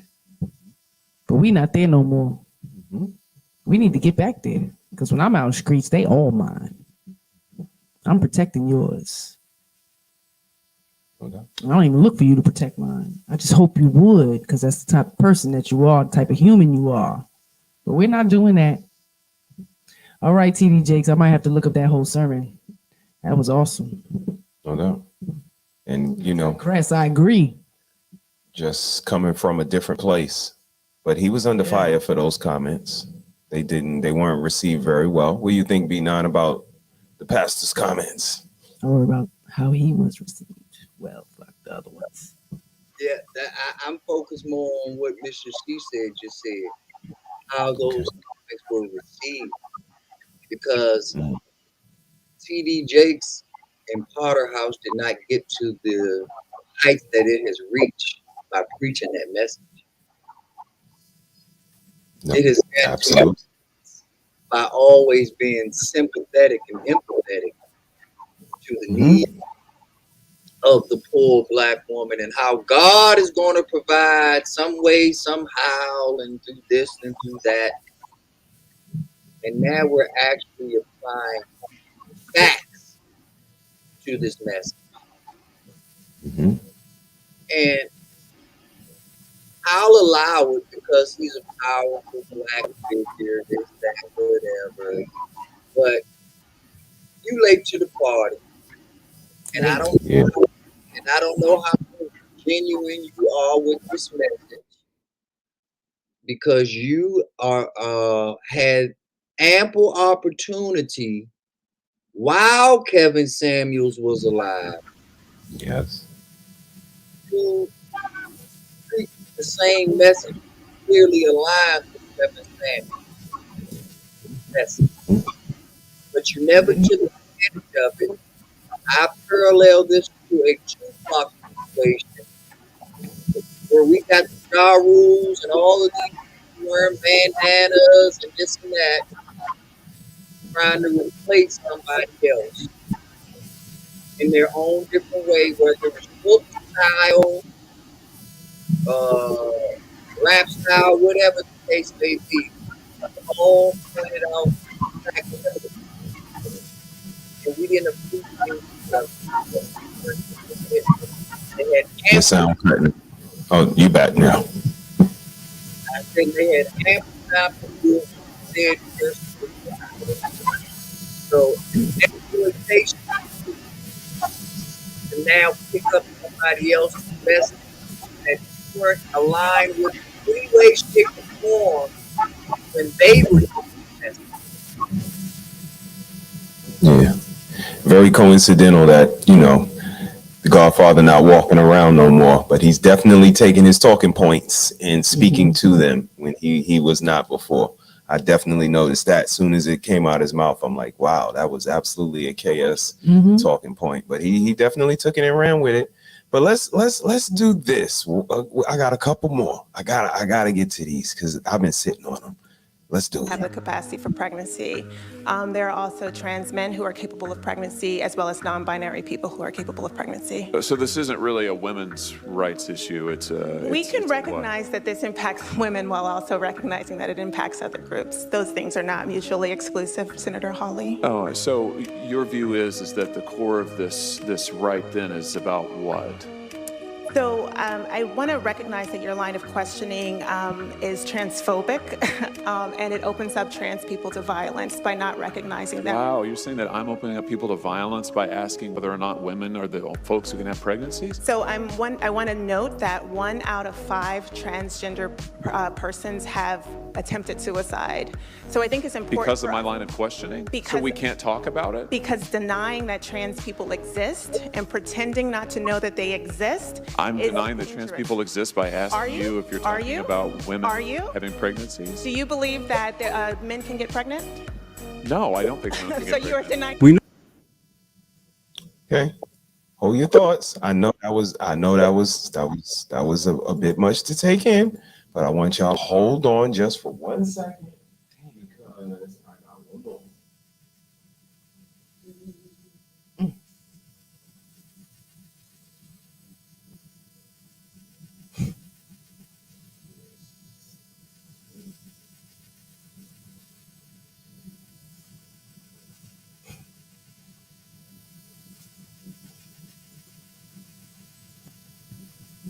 All right. Buckle up. Who they are, you should believe them. So if a person says that they're a woman or they're a man, then that's them telling you their gender is. I'm not so sure what social interactions would have to do with maleness or femaleness that would. Well, I'm not even talking about social context. I'm just trying to start by getting to the truth. You can't answer it. Yeah, I mean, I'm really uncomfortable with that language of like getting to the truth again. In social You're life, uncomfortable with the language of because it sounds actually deeply transphobic to me. And if you keep probing, what? Getting to the truth is transphobic, and if you keep asking questions, There's might be problems. This is a professor. The word, bruh. Okay, now we can get to it. Cause sometimes you just play one. I'm a sports person. I think if you make just one shot, that don't mean you can shoot.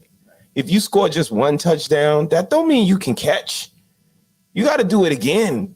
And as y'all see, just asking someone a question or bringing up the word truth can be offensive. Yeah.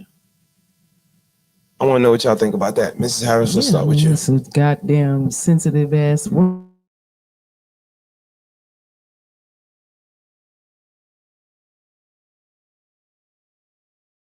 Who's who, and we don't know. I don't know. So you tell me. What that got to do with the truth? Right, but this is what I'm saying. The sensitivity just said truth. Just to throwing them like you couldn't even get through a whole thing because you're phobic of something. That the other senator said, "I'm just asking you a question." You said I'm bringing violence on a particular group of people just from asking you a question. It was unique. B9, what you got? Every now and then, God gives you the answer right there, and you can't even put it together. And it happened just now for me. I was looking at that in disgust, and then you brought up the one that said the truth is transphobic. And that's absolutely right. The truth is transphobic because what you're doing is a lie. You're trying to lie and say that you're something that you're not. So you're absolutely right. The truth is transphobic because it's an oil and water mix. You're telling the world, I want to live this lie, and you have no choice but to live this lie with me.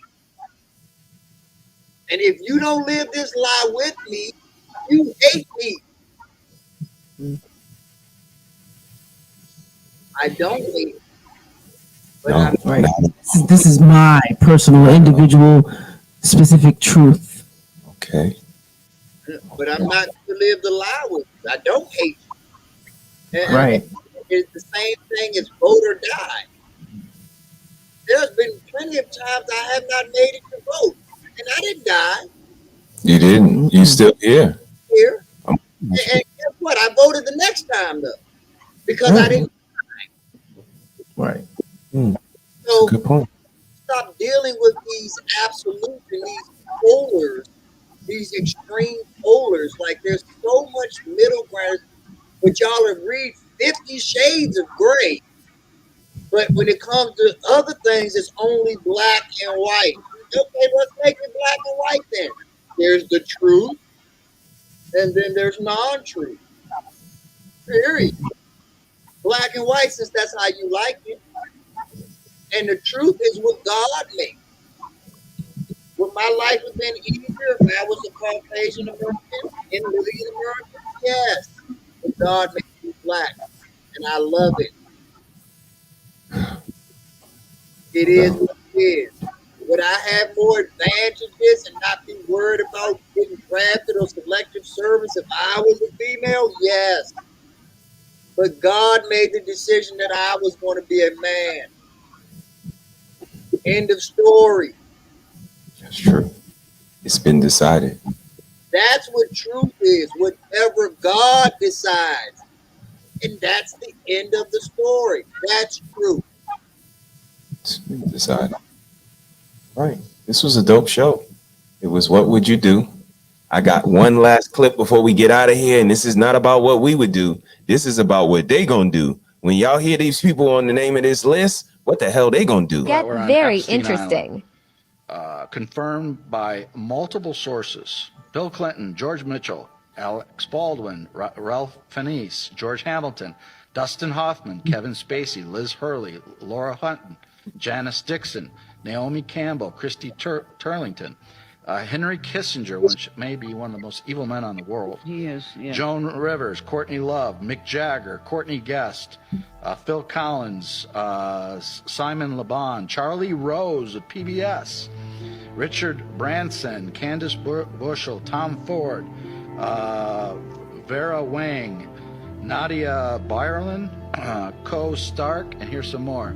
Seth Green, James Gunn, Dan Schneider, Steven Spielberg, Tom Hanks, Stephen Colbert, Kevin Spacey, Kathy Griffin, Oprah Winfrey, Sean Carter, Beyonce Knowles, Anthony Kiedis, John Legend, Christy Teigen, Jim Carrey, Steven Tyler, Ben Affleck, Stephen Collins, Will Ferrell, Eminem, Jeffrey Jones, Victor Salva, Mark Rector, Charlie Sheen, Tyler Grasham, Madonna,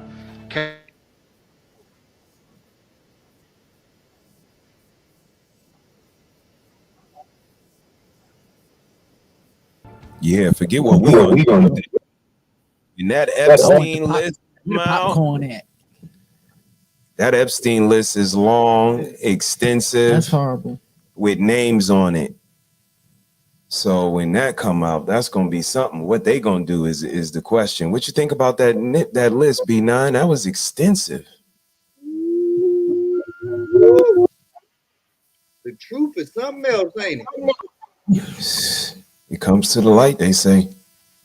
Oh, that's true. And going right back to our famous, you said, back to the kids. I mean, why we had to be so advanced, and this is the parable from the Bible of the tree of knowledge. We had just enough to be happy. We had just enough that to call it paradise. But we had no more. We had to get deep into the forest. Oh, Down the hole we go. Mrs. Harris, what you think of that list? It's long. That's a long list. People I wouldn't have never, ever thought, people I admire as entertainers, to a high level. So just goes to show, sad. You never know. I mean, you kind of scathed the industry, I have to say, by not getting. Oh, yeah, we'll take it. We'll take it. Back then, knowing what we know, because we didn't know. We'll take it. Who knows right. where it would have went. We'll take it as it comes. Wow. Yeah, that's a list, and it's going to get more interesting, like you said, as information develops, and we think it ended with just him hanging up himself and her getting 30 years, but they had to be servicing somebody. And, that's the whole thing about the public and media. Certain things they wanted to get out and certain things they don't, but some things just can't be kept quiet. Shout out to everybody checking in. We about to wrap up, but thanks for checking in. Shout out to Mr. Nimbard is up in here, and looks like AR up in the building. Shout out, sir. Him versus her solutions. Always something dope going on over there. He said, what did y'all think about the Bill Clinton picture and being bluegrass? And we already know, we already know he, so. Yeah, Bill is definitely subject to some unique things. So, we're not surprised. Politicians are swayable and they are impressionable. And, to get the right bill signed, who knows what you got to do. So, it is what it is. It's the baby mama's fault. Anti-bastard breeding said that. Probably, more than likely. But we ain't gonna just jump out the window and say that. But good to see you. Thank you for joining us. Hit the like button.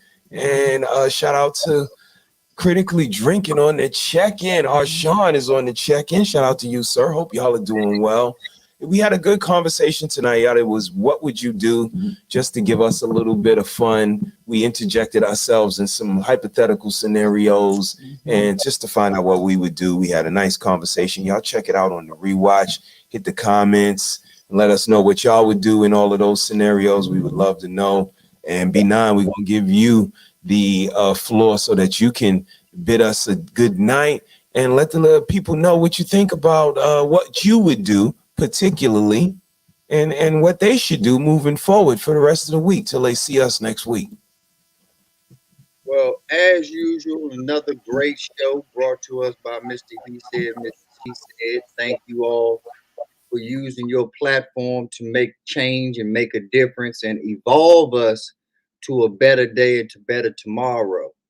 For the week ahead, always pay attention to the news. And by news, of course, I'm talking about stock news, financial information, as well as the political news in regards to your safety. But things are going to continue going down, recession's going up, interest rates are going up.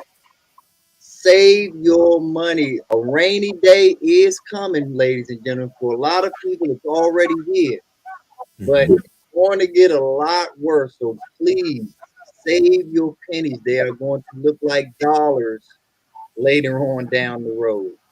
And when we finally bottom out, I hope and pray that you are in a position where you can actually make an investment, because the reason that these recessions and all of these things happen is because the wealthier want to get even wealthier. Absolutely. If you're in a position to do something about it, do something about it. Even if it's your children or your grandchildren that ultimately see the fruits of your labor. Don't let an opportunity like this pass by. God bless you all. See you next time. I hope y'all are subscribed. I hope you hit the button. Please share this content out. My man and my girl are doing great work, and it needs to be appreciated and distributed properly, because people need to hear this shit and change their lives because of it. God bless you all. Thank you, B9. Thank you, sir. Thank you. We appreciate you. Shout out to B9 for checking in. Always a pleasure having you here.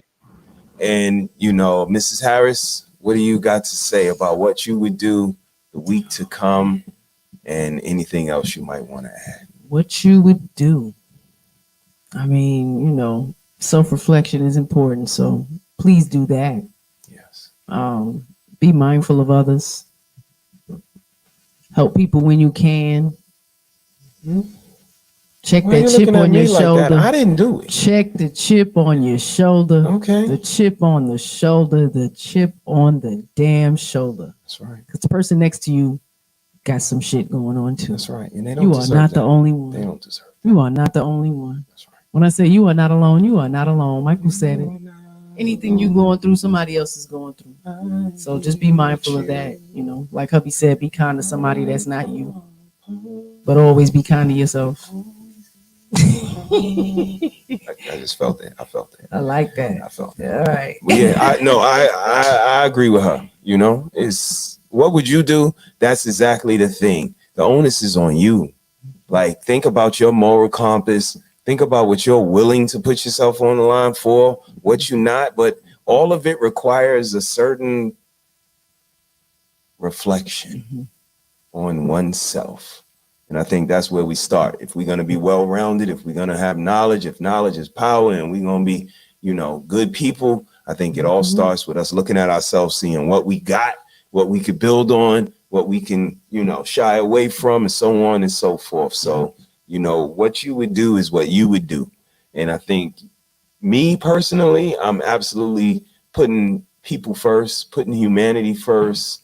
And I'm absolutely going to survey the situation, because I'm just, you know, that type of person that I want to see exactly what I'm stepping into. But at the same time, I feel a certain level of responsibility and duty to my people, to myself, to my community, that, you know, I definitely have to do something, whether it's get the necessary information, whether it's lend a helping hand.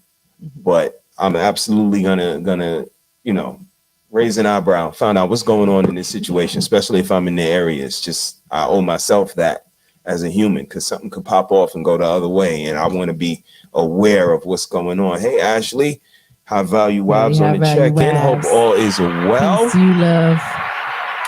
We appreciate you and everything that you do, as well as the missus. And yo, we want to thank y'all. This was a dope show. What would you do was the topic. And we just wanted to get a little bit of self-reflection, a little bit of moral compass, and a little bit of meat on the bones for us to move forward with like-minded people. And B9 checked in, and brother LeJohn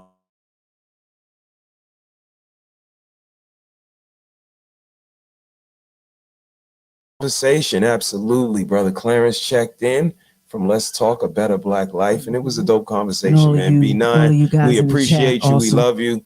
And we see you next time. And later on in the week, everybody be good to somebody that's not you.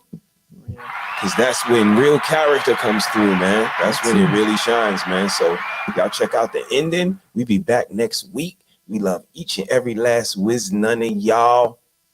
Y'all be good. Word. Happy Friday.